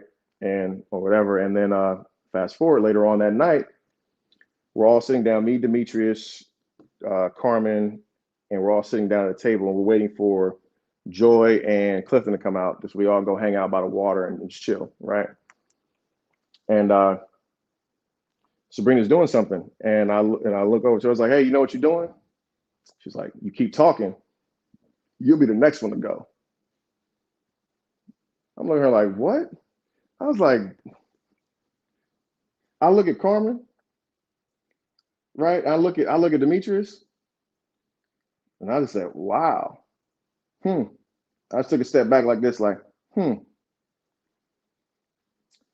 So I see how you act when you don't have the control over the environment, when you don't have control over the people. Because when you did that to Tori, right, you ran after Tori, right? You see me in the bed with Carmen, now all of a sudden you got attitude, right? It's no fun. Well, they say it's no fun when the rabbit got the gun, right? It's no fun. So now all of a sudden you're mad. You're being spiteful. And it's like we go out to the pier later on that night, and Demetrius taking pictures with his phone or whatever. And I took a picture of my phone, and she's like, "Oh, your phone ain't as good as my babe's phone." I was like, "Okay, now that's babe. Okay, cool." I'm like, I'm okay with it. So she's saying this. I feel like she's saying this to try to get something out of me. I'm like, babe, I'm so emotionally disconnected from you. I'm done. Like, I'm done. So I'm like, in my mind, it's like, I haven't told her I moved on with Carmen, but I was like, I already told Carmen, we're good. It's me and her, right? And I think you saw later on, you see the picture or you see the video of Joy and Clifton by the pool table, right? There was a beach house off to the side where we're all like hanging out, and we're all in there, and we're all having fun. So she takes Demetrius and goes off to another room or whatever. And while we're all having, me, Carmen, Clifton, and Joy are in there having fun, taking videos, taking pictures, and playing pool or whatever. Mind you, I did not care at that point, man. I had like no ill feelings towards this woman. I had no issues with her choosing Demetrius or want to be with Demetrius. I just want to make sure if that's who she was choosing, to fucking choose him, because that is a good dude. She was playing games, and I saw it. I saw how she was doing things. I saw how she was moving, and she didn't like the fact that, you know what, that I recognized it, and I saw it. I saw the game she was playing, how she handled Tori, how she handled me, how she tried handling me, how she was moving around in the house, how she reacted after she saw me move on. After she saw me, I wasn't running away. I wasn't going off and like pouting. I wasn't in the corner waiting for her to come to me. I made my move. I knew something would happen to where it was like everything would align. I'm a big believer in manifestation. I believe that everything happens for a reason. These are things that I've been taught at an early age. So when things and people start moving a certain way, you let it go. You watch it happen and you let it go. When I start seeing, like I said, how that was happening, and I saw and I felt how me and Carmen were getting closer together at the getaway, it made sense. Why am I going to sit here and continuously try to feed into something that she's not giving me? She's not giving me any emotions, she's not giving me anything else. She's constantly always complaining about giving you. She needs something from you. She's asking for so much, but yet she's not giving anything back. And you want me to stick around for what? I've seen what you've done to people. I've seen what you could do. I am moving away from that. Now, set that up now. With me moving forward, in my mind and how I am, again, I go back to the power shift, right? This is where I want to stay. This is what I want to get your head. In my mind, okay, this is where things change. Okay. All right. Sabrina was moving in a certain way. How she was moving was extremely telling to me. And someone I felt I could not trust. Okay. With a secret, with my phone, with my depth, with anything at this point, right? Because of how she was moving and how she was acting. She was very mischievous, and how when she said what she said to me, the conviction in her voice was enough for me to say, oh yeah, you playing. You will go home just like the next one, or just like the last one. And I looked at her, I was like, oh shit, you think you got power over me? You think you running this shit? This is where you are. You think this is your game? You think you have the power to make this? You think that you're in charge? You think that you got this shit made? And I'm looking at her like, nah, baby. What'd you say? How do you say it? Baby. Baby. Baby. No way, baby. No, baby. No, baby. No, baby. So when she started to do that, and she acted that way, and she literally, like I said, she came at my neck, bro. And I just laughed. I just thought it was funny. Fast forward, we get to the brunch. We get to this red brunch. Actually, I'll go back because there's still a part that's missing. So, because I know you want to know about this. So here we are. Now I'm talking to Carmen, right? I made that commitment to Carmen in the hot tub. We're on our way out, right? We're the next day. And this is fucking funny. I'm sorry. The next day, it's like me, Paul, and Demetrius are down. We were downstairs for like an hour before camera crew comes, right? We're talking, laughing, joking and stuff, having fun, having a good time. And Sabrina and Carmen come downstairs, and they're on the computers over in the kitchen. And I hear the conversation go on of like, she's like, well, Carmen says like, well, looks like you made your decision last night, right? And she's like, what do you mean? She's like, oh, between the D's, because it was always like a running conversation that she had with the kids, she's had with, multiple people. I've heard, because I was in one room and she was in the next room, and I can hear it. And it was always the D's, right? We were the D's, Demetrius and Donovan. And she's like, well, it looks like you made your choice, right? And she was like, well, I wouldn't say that. And I'm thinking to myself, shit, like the hell you didn't, right? Because at this time I'm already out. I've already chosen Carmen. And I thought it was pretty fucking funny. I'm like, what? How do you not? That is not your move. Like, you better stop playing with that boy. That's in my head. It's like, now she playing with him. Now here we are with this conversation of like, now you don't have anyone else to bounce off to. You don't have an excuse to go back to. It's like, I don't have a choice to pick between Donovan and Demetrius. Donovan has already removed himself from this game. I am no longer part of your game. This is between you and Demetrius. Now, in that sense of, like I said before, is I lost trust in her. And I felt as though I did not want her, because again, she's a power person. She wants that struggle to be in control. And in my mind, I'm not going to let this woman in front of me have power over me for any future activities, right? So I talked about this earlier, about anything in your past coming to your future. I don't want it. So that's why you can't be present. So in my mind, I had a conversation with Carmen. I told Carmen about the kiss. I said, listen, all right, there was times, you know, Sabrina and I, we were clicking, we were cool, and we've kissed, you know, a couple of times. And she was like, okay.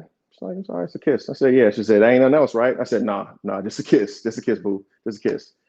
And for everybody to get like all revved up about a kiss is like, it's driving me bananas. But so she said, well, you know, does Demetrius know? I was like, well, I didn't tell him, right? And she was like, well, she basically looks at me and was like, well, she's like, are you gonna tell him? And I'm like, I don't know. Should I tell him? I was like, she's like, he's your friend. I said, let me think about it for a little bit, and I'll let you know. I said, I'll let you know, right? And I don't know what we're gonna. I said, but at the same time, it's like I want to tell him because that's my boy, and I'm telling him from that. And again, I kept saying, I was like, this shit gonna look bad. It's gonna look as though I'm hating on what they got, and I don't. If I want them, if that's who she wanted, then go choose powerfully and go be with him. But choose powerfully and don't fuck with my boy. Period. If that's who you want. So regardless of that, is just like this. It's just like, choose powerfully. Anything that I tell this man should not have an impact on you and him. Period. Kiss or not. Nah, bro. Hear me out. This is why. All right. This is why. So listen. So again, I'm not coming from a place of malice. I'm not coming from a place of hate. I'm not coming from a place of anger or anything like that. And I had to share this with him and tell him this. So he knew that when I'm talking to you, like, bro, this is gonna sound bad. I don't want this to be a you know, I don't want you to think I'm hating. I don't want you to think I'm coming from a place of malice. I said, but I just want you to know that if I'm moving forward. One, I told him, I said, hey, I'm moving forward with Carmen. Right, I made my choice. I'm moving forward. I am no longer part of this. So that's y'all. And I kept asking, was like, do you feel as though, based off of yesterday, do you feel as though it's you two? He was like, yeah, I do. I was like, all right, bet. I said, good. I want that to happen. I said, now, question is, did she tell you that? He was like, nah. She didn't say we're moving forward. I said, okay, I think you need to go ask her if that's it. If you and her are it. But I'm bouncing. I'm just saying, I'm falling back. Her and I kissed. It was meaningless. We didn't bang. It wasn't the backseat. It wasn't anything of malice. Like, I'm coming to you as a friend, coming to you as a man. I'm letting it go because I don't trust her not to bring this shit up on me later on with Carmen. I feel as though she's a very vindictive person. I feel as though she was going to sabotage what I had going on because I didn't move the way that she wanted me to move. I wasn't feeling a certain way about them in that way. So I moved the way that I felt I had to move. Now, could it have been done differently? Maybe, but I wouldn't change it. Plain and simple, bro. Okay, there's so many questions. Plain and simple. I wanted you to finish. Ask him, I wanted you to finish. I want to go slightly back. At the X date, you said, you know what, you're pretty much seeing, you know, Sabrina, you know, as a top boy connection. It looked deep. It looked like you two were so it wasn't as deep that, but your comments sounded like that. Again, not top boy, no, man. Like I said, she was there. I felt I had felt strong connections with Carmen and Sabrina at that time. And again, again, going into the house, this is what I kept saying. I'm looking at ruling people out, not rule people in.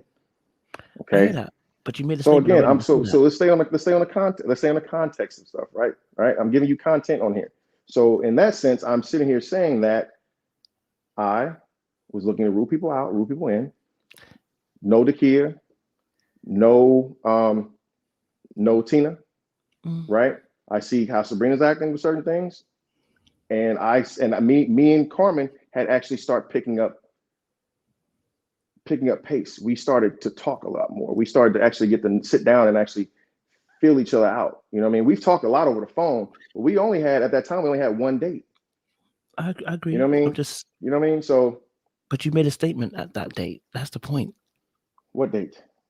Well, it wasn't even a date. Was it the ex of Sabrina? Yeah. Okay. Yeah. I can't remember exact comment that you made. It was quite an affirming statement. In this moment, I would choose her. Yeah. Yes, exactly. I said that. Agreed. I would. And okay. I totally said that. Yes. I said. So but you again, had a good connection with her. But again, at that time, like I said, at that time we had a connection. That's what I'm asking. But again, was it a good connection? It was a good connection. I told you, but I wasn't getting what I was putting in, and I was recognizing. So why would she be the one? I can still have a good connection with somebody in the beginning, and still not. And if I'm not getting what I need, and towards as we continue, I can pull away. But you wasn't getting it from the beginning, baby. No, I was getting it from the beginning, baby. I was. That's what I'm saying. You was getting that. You was getting sharing, openness. She was sharing stuff, but she wasn't giving again in depth, and I understood that. I'm being understanding of the whole process, right? As we go, I'm giving you more of me to make sure that I can get more of you. So if I'm starting to see that my deposits aren't giving withdrawals, I'm going to pull away. There's nothing wrong with that, Kojo. And you never had a conversation with her to say, look, I can feel a little bit of a gap between us two. I'm sharing a bit more than you're sharing. Did you not have the conversation with her? We talked again. We continued to talk about certain things, but it was never to the point to where she would give me full truths. And I made that comment to her. I said, "You've given me." She mentioned. I think she mentioned it last night. Half truths. She's giving me half truths. She wasn't giving me all of her and all of that. But again, at the same time, bro, it is what it is, man. I don't want to continue to beat this dead horse with this because the connection between Sabrina and I was severed. Okay, it was cut off. I cut it off.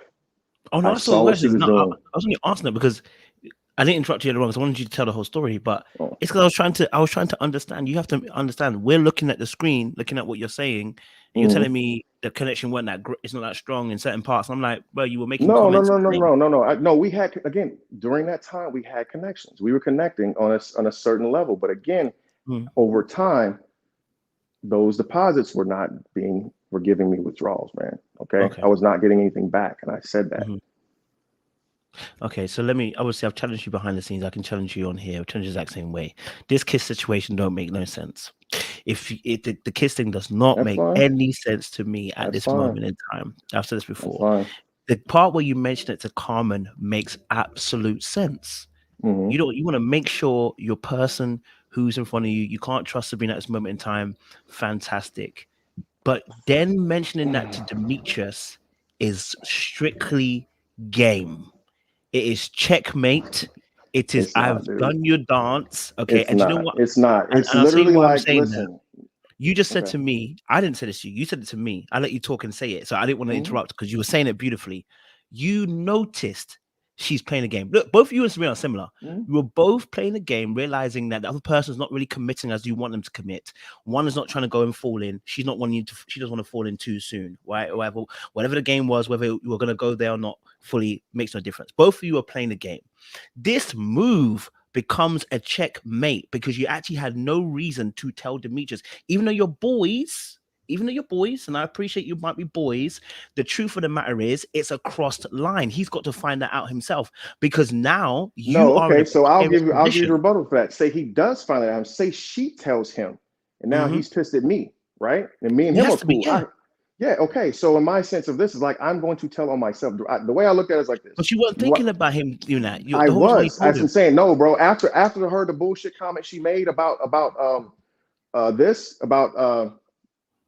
her and her not choosing, still not saying she had a choice. Now, mind you, there's a lot of shit that happened before that too. So I get wind of another conversation between Tori and Sabrina the night before. The night before we get to the getaway, She has a conversation with Tori. She's sitting over there. She's like, I'm feeling pressure from them, right? And I'll let Tori come on whenever he comes on, if he's going to come on or whatever. But you asked the question to him, and he didn't give you the full truth, or he didn't give you the full answer. He said something about, I think he said something about somebody's talking or some shit. Now, he had a conversation with her. They're sitting down, they're talking about this. She's stressed out. I guess for some reason, she always reached to Tori as like a place of comfort.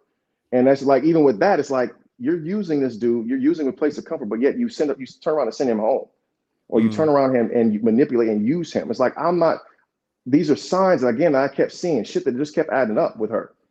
So she's having a conversation with Tori. Tori basically says, she says to Tori, I don't think I'm gonna choose both. I don't think I'm gonna choose either one of them. Yeah, she said that. Yeah. Right. I'm not gonna think I'm gonna choose either one of them. Yeah. And she said Donovan's a fuck boy. And Demetrius is a drill sergeant. Yeah. Yeah. Okay. And I caught wind of that before I had this conversation with Carmen. Okay. So here I am saying, I was like, man, I dodged a bullet. I really dodged a bullet with this crazy woman, right? And then at the same time, I'm telling her, like, yo, but Demetrius don't know about this shit. I said, so I'm telling again on myself to give him information. Now, again, it's not to break them up, not to do anything or anything like that. It was literally like, because I don't want this chick to put anything behind me to bring and throw in my face at some point in time. But period. Again, Kojo, I said it. I take ownership in it. I did it. And my intentions were never malice. My intentions were never to break them up, not for her to be. You were trying to break them up. No, exactly. So it was so. But you're aware that she was playing the game, right? Was I aware? Yeah, I saw it, and I even told him. So you checkmate her. That's all I'm saying, bro. I'm not saying he was spiteful. I don't think he was spiteful. His game. I said, hey, man, because again, I said, how do you feel about the getaway? He's like, I thought it was good. I said, all right, cool, back. I said, now you need to have the same conversation with her. I said, because I'm looking from a standpoint, I'm back. Now I'm looking, this is my boy. I'm taking care of, like, hey, bro, now I'm having a conversation with him of that. But I don't want to be as though I'm being nosy with the same sense. But I'm also telling him, like, bro, just make sure she is about you too. Don't, because again, if she's gone down that path of like people being about her, but is she about you? So make sure that she tells you that you're the one that she wants to choose and move forward. Okay, that's it. If it was never, it would be perfect. But you didn't leave it. That was there. That is there. If you left it, it would have been beautiful. That was with the kiss. That was with the kiss and everything, bro. That was the same. It was the same conversation. And again, and that's why I took a step back. Why do you give Sabrina the opportunity to say, Sabrina, hey, look, do you know what? Okay. I'll tell you why I didn't give Sabrina the opportunity. Okay, go on.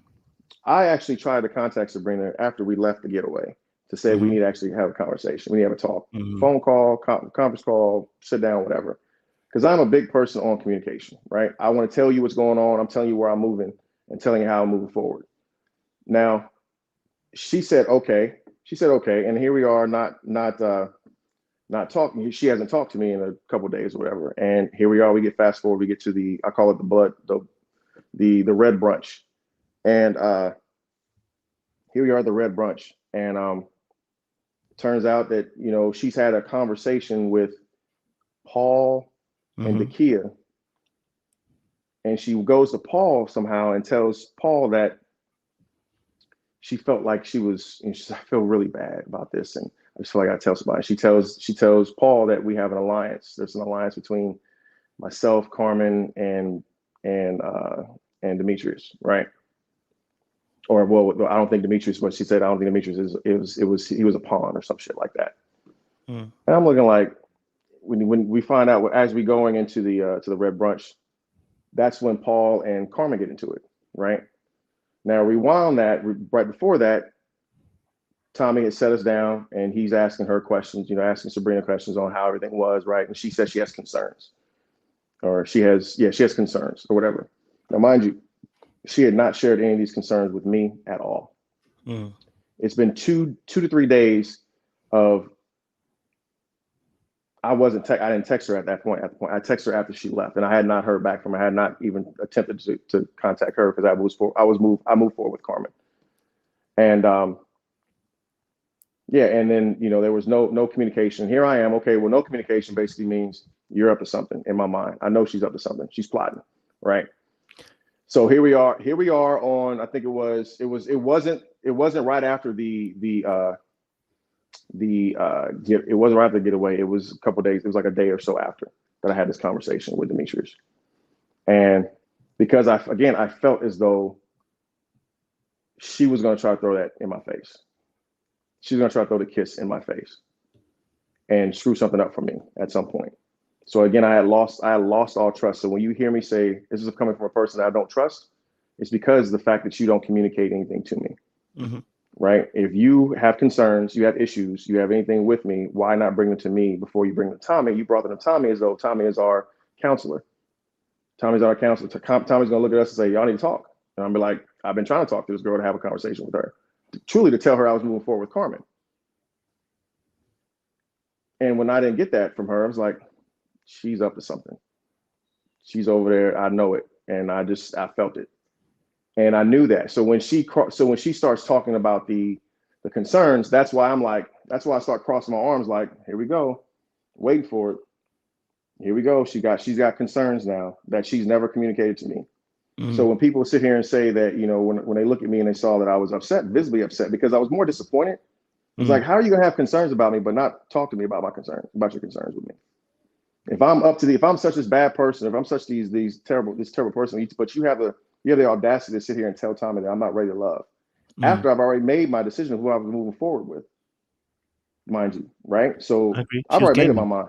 She was trying to game, and that's like, so here we go. I said, I said to myself, that's exactly why I told Demetrius about that damn kiss, because I knew that your ass was gonna try to throw something in my face. I knew you were gonna try to do something. And I said, I don't want you to have anything over me, anything that could come back and hurt me and come back and hurt my situation. I agree. Because I wanted to move forward with Carmen. So that's all I'm asking. So all I'm saying to you is, I don't think it's spiteful or anything like that. Me personally, I don't think it's any of those things. Game is game. If she's running game, I'm running game. All I'm saying to you is, bro, in that moment when you tell Demetrius, that is game. Now, you might not have thought it all the way through and thought it's game. I'm thinking it literally, I'm going to play a game, but it's a checkmate move, because all it had to be was you told Carmen. And then if you if she needs to have a conversation with Demetrius, you tell her, you text her, or you'll call her, whatever. If she doesn't get through to you, all right, cool. You leave it to her to figure it out with him, because what you're now doing is you're now stepping into a zone you shouldn't really be stepping into, because now you're tied into a difficult position. Okay, that's your friend, but now when you make this move, it's gonna look some way, because it is some way, because you keep referring to one thing. You keep referring to power, keep referring to control, and you keep referring to the fact that she's playing. And you're absolutely right. When you become aware of somebody playing, what do? You said she was plotting. You felt like she was plotting when she was silent. That tells me, if you feel like someone's plotting, you are also plotting to make sure the plot does not come to pass. So your move was conscious. Preparing, bro. I'm prepared. That's how I look at it. I always say prepared, to say you gamed it in those situations. I would have gamed it too. I'm just saying, but can you admit that you gamed it, bro? That's what I'm asking.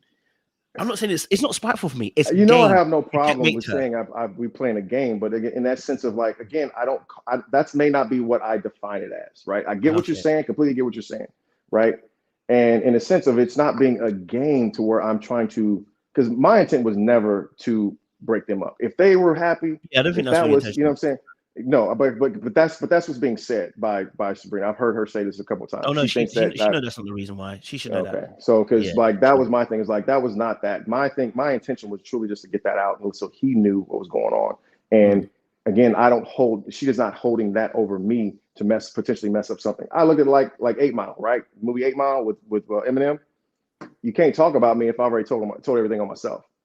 And that's the way I was looking at it. I want to go into a future where I'm able to create with clarity, with nothing there.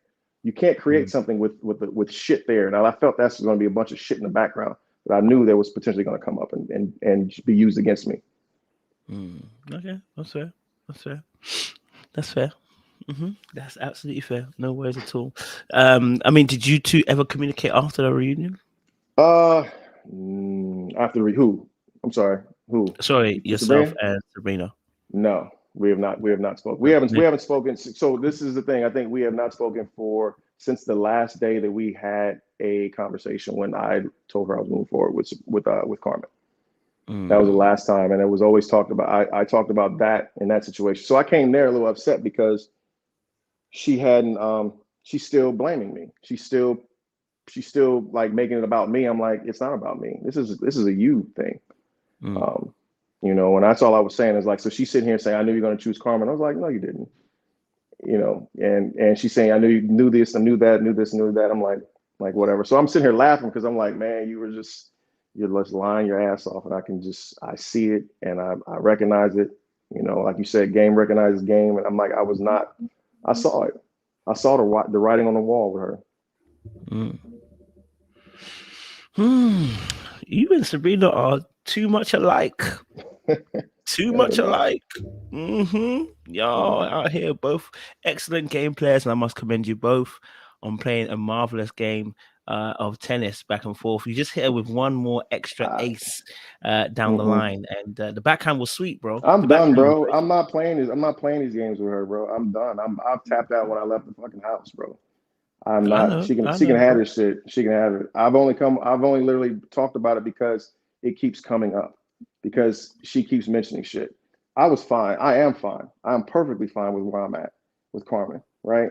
I don't need this. So I'm not talking about her. I don't care about her. I got to care about her to fucking talk about her. The only reason why we're talking about it is because it keeps being brought up. And, you know, like I said before, it's like, I like to have fun. This is too much drama for me. It's too much extras, bro. I don't even watch news. I don't even have cable. You know what I mean? I don't deal with drama, and I don't deal with shit. And I feel like between, you know, with her, she just needs to let it go. It's just gone. It's just over with. It's since November? We've been off the show since November, bro. We're good. Just let it go. You constantly want to talk about it, but I don't care about it anymore. I've moved forward. But to be fair, she is being asked by people who are watching her interviews. I mean, that's fine. We're gonna ask questions. That's fine. You know but no, but she now it's like, now all of a sudden, now all these other things, right? You know, I like joy, or you know, that's a fucking moment again, a moment of vulnerability, and a moment of like being real with somebody, and really admiring the love and the connection that Joy and Clifton share. And I shared that conversation with Sabrina, not Precious, not Dakia, when they hit me with the Golden Girl, when I hit them with the Golden Girls thing. It was not that. I had a conversation with Sabrina, and I had a conversation with Carmen about me having interaction with Joy. And I said, man, we had a really good conversation. This is strictly platonic, because by the way, I've had Joy on my bottom since day one, because we don't have a connection. We never went on a date. That was Clifton's girl. I knew it. I saw it. So when she brings that up, and I'm looking at her like, what are you talking about? Like, wow, and I said, this is where we're going. This is what we're doing right now. Where are you getting this from? Where is this? Like, now all of a sudden I like Joy, and I wanted Joy from the beginning. And I said, if I was there in the beginning, it was a conversation that Joy and I had, and we both had agreed, like, man, things may have been different, Donovan, if you had been around the beginning. And I said, yeah, probably. I said, but we both looked at each other. It's like, probably not, because I knew the connection that they both had. And again, it was a platonic conversation, and you try to weaponize that to what? Try to break up our friendship that we have? For what? Again, so I'm not being petty. People call me petty, but that shit is being petty. You know what I'm saying? Like, it just doesn't make any sense to me, man. Make the math. Make the math. Now you got the kid talking about a damn kiss with Clifton. Like, make the math. It don't make no sense. Why are you bringing this shit up now? I guess because people are asking those questions. Clout chasing, bro. Clout chasing, man. Let it go. Questions. They ain't got nothing to talk about, man. Ain't nothing to talk about. I don't know about that. That's nothing to talk about. I think people are asking more direct questions. I think no one had asked Dakia, was there a kiss? I would have never even thought to ask that question myself. Where does that come from, though? Someone said something about it.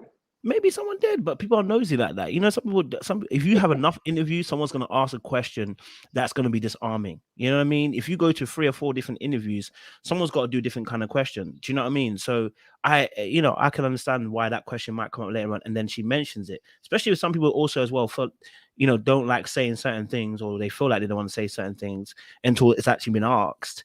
Then it's different. I mean, look, hey, I get it. At the end of the day, people are they're going to mention you guys. Y'all need to be okay. I'm going to tell you, like I told Clifton, y'all need to start being okay with people mentioning your names. Okay. Oh, I'm Because okay they're with doing it. I have interviews. no problem. Listen, I have no problem with the mentioning of the name. It's the added bullshit that you're trying to act to it. If you're going to talk about what happened, right? Yeah. Don't like let's tell the story, tell the real story. Like, okay, here you are. Like, just because you're the first one to have the interview doesn't necessarily make it truth, right? But again, you start talking to people, like people look at that as like, oh, well, she said it, so it had to be true. Like, yeah, at the same time, it's like, why does it have to be true? Like, there's 3 sides to every story: yours, mine, and the truth. So my thing is like, this: make an informed decision, or make at least an informed choice, right? And what story you're going to choose, or at least mesh both of them together and see where you can possibly find some commonality. Because again, the math don't be mathing all the time, man. It doesn't. I hear that, bro. I hear that. What How else you you got feeling? for me, Feeling good? man? What I'm else? good. I don't think I have anything else, because I don't think she said anything else aside that. That was the major. That was a major thing. That was a major thing. There was no other things on that situation with Sabrina. I think you guys have answered all the questions. If she What comes else you back want on to the know, air man? and says something else, then maybe she might Oh, say she'll something else. probably be back. You She'll know, probably be back. Yeah. I It mean, doesn't matter to me. I mean, This shit is never gonna end, man. That's what it's just so funny, man. I I just laugh. mean, It's funny, we bro. got at Like, least 1 week of this, bro. so, At least but 1 this is the week. thing. So this is the thing is like I've since, like I said, I'm big into wellness. I'm big in like to mental wellness and and things like that, man. And I just feel people want to know like why I may have done a lot of lives, right? Did a lot of lives and share a lot of information. Like, I find a lot of therapy in venting and in talking, um, and about certain things. And because I want people to talk too, as well as like, because you start to find yourself and you start to find that therapy in others' communications. You and I have talked about so many different things, right? And we've both kind of found therapy in that, right? Or some sense of like, man, it's like, it's good to hear that from somebody else, because I've been going through the same stuff, right? And I will say, in a sense of like, this show has brought me a ton of anxiety, right? In a sense of like, I was not prepared for this. I know I signed up for it, but it was something that you still can't really be prepared for until you actually go through it. And I've tried to embrace it and use it as my therapy. And with the lives and the talks. So I'll joke and I'll play, but it's like, that is me, 100% authentically me. I like to have fun. I've heard people say that he's corny, he's this, he's that. I can be anything and everything. I've been jumped. I can fight. I can I can dance. I can't sing. I'm just for me, it's just like it's there's so many more sides to me, and I guarantee you other cast members feel the same way, especially this season, because we didn't get the opportunity to really tell people and show people who we are. That we tend to kind of lean towards the first thing that we see and kind of like hold on to that, right? Have it be a good moment, have it be a bad moment, right? Like with Paul, after seeing the first episode, everybody wanted Paul gone, right? Then by mid-season, everybody was like, man, I'm so happy that Paul is still here. It was like little stuff like that. So it's just like, I just tell people, is like, just be open and consider. I'm not here to try to change anybody's mind. What happened happened. I have no problem telling the truth. I have no problem being vulnerable. I have no problem being, just and being authentic. But I always say is like, don't always jump to the conclusion as though when you don't know, because you weren't there, and just listen to the stories that are coming out now. So now when you start to hear these things happen, you start to get a little more perspective of what has been going on and what has happened to other people's journeys. Like, for instance, I feel as though people want to judge mine and Carmen's journey like Joy and Clifton's journey. Those are 2 different journeys, right? Theirs started immediate when they first saw each other, based off of what I've seen thus far. Carmen and I, we took our relationship off camera and built there. right? We were building a foundation.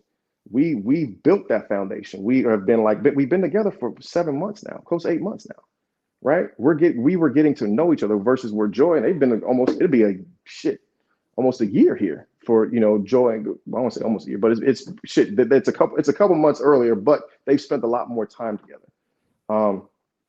And it's just different. So I just ask people again to view with those filters on. Of like, I was a wild card. I was a curveball. I came on 4 weeks before, or excuse me, 4 weeks after. Carmen came on 2 weeks after. We didn't meet until week 5. So for people to sit here and say they ain't got nothing, that's bullshit. Look at it. You can see it. You know what I'm saying? Like, well, why would we put on this facade of bullshit if we didn't want to? What the hell we get out of it? We don't get anything at the end. There wasn't a gift card. We didn't even get a gift card. You know what I'm saying? Like, we got each other. We got the opportunity to go off the show and actually learn something from someone, learn more about them and build something. And like, that's what it's about. I don't know why people think as though like we instantly had to have this, I want to devour you, vibe when we first see each other. It's like, no, but we definitely, we are good. We have a very good connection. We have a very strong connection. Like it's ridiculous. Like how much we vibe. You know what I'm saying? We talk every day. We hang out all the damn time. Like we're about to hang out later on tonight. You know what I'm saying? So it's good. I just wish people to wish us well and just move on. We ain't nobody. We just trying to find love. That's it. And all this other bullshit that we had to go through is what we had to go through to find each other. That's our love story. That's our love story. That's the love story. Is the clarity through the bullshit. That's the movie that's coming out. That's the book you're writing. That's the next Love Jones, right? Clarity through the bullshit. That's the book you're writing.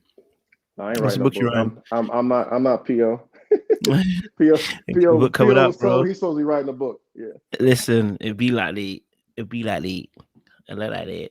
But listen, no, bro. Listen, I'm hearing you, bro. I know we chop it up and we agree. Sometimes we disagree. Do you know what I mean? But it's all love at the end of the day. Listen, I wish you and Carmen the best. You know what I'm saying? Hopefully the wedding bells be ringing so I can come along. But yeah, no, bro.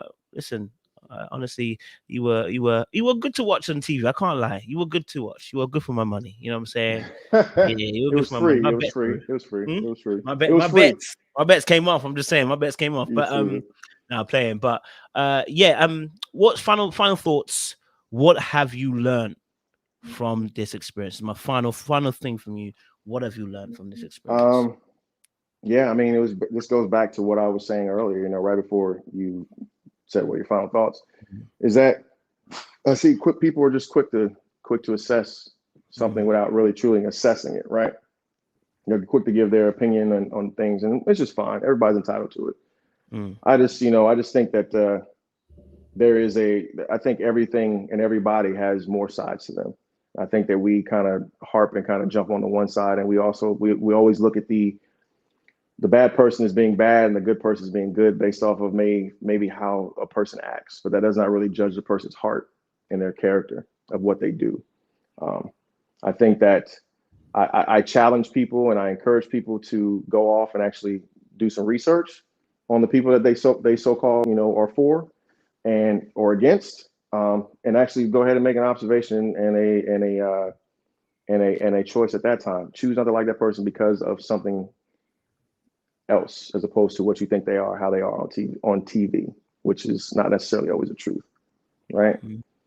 So that's what I've learned. I've learned that people are quick to judge and quick to make harsh decisions or say harsh things and things like that. So I've learned that I'm glad I got thick skin.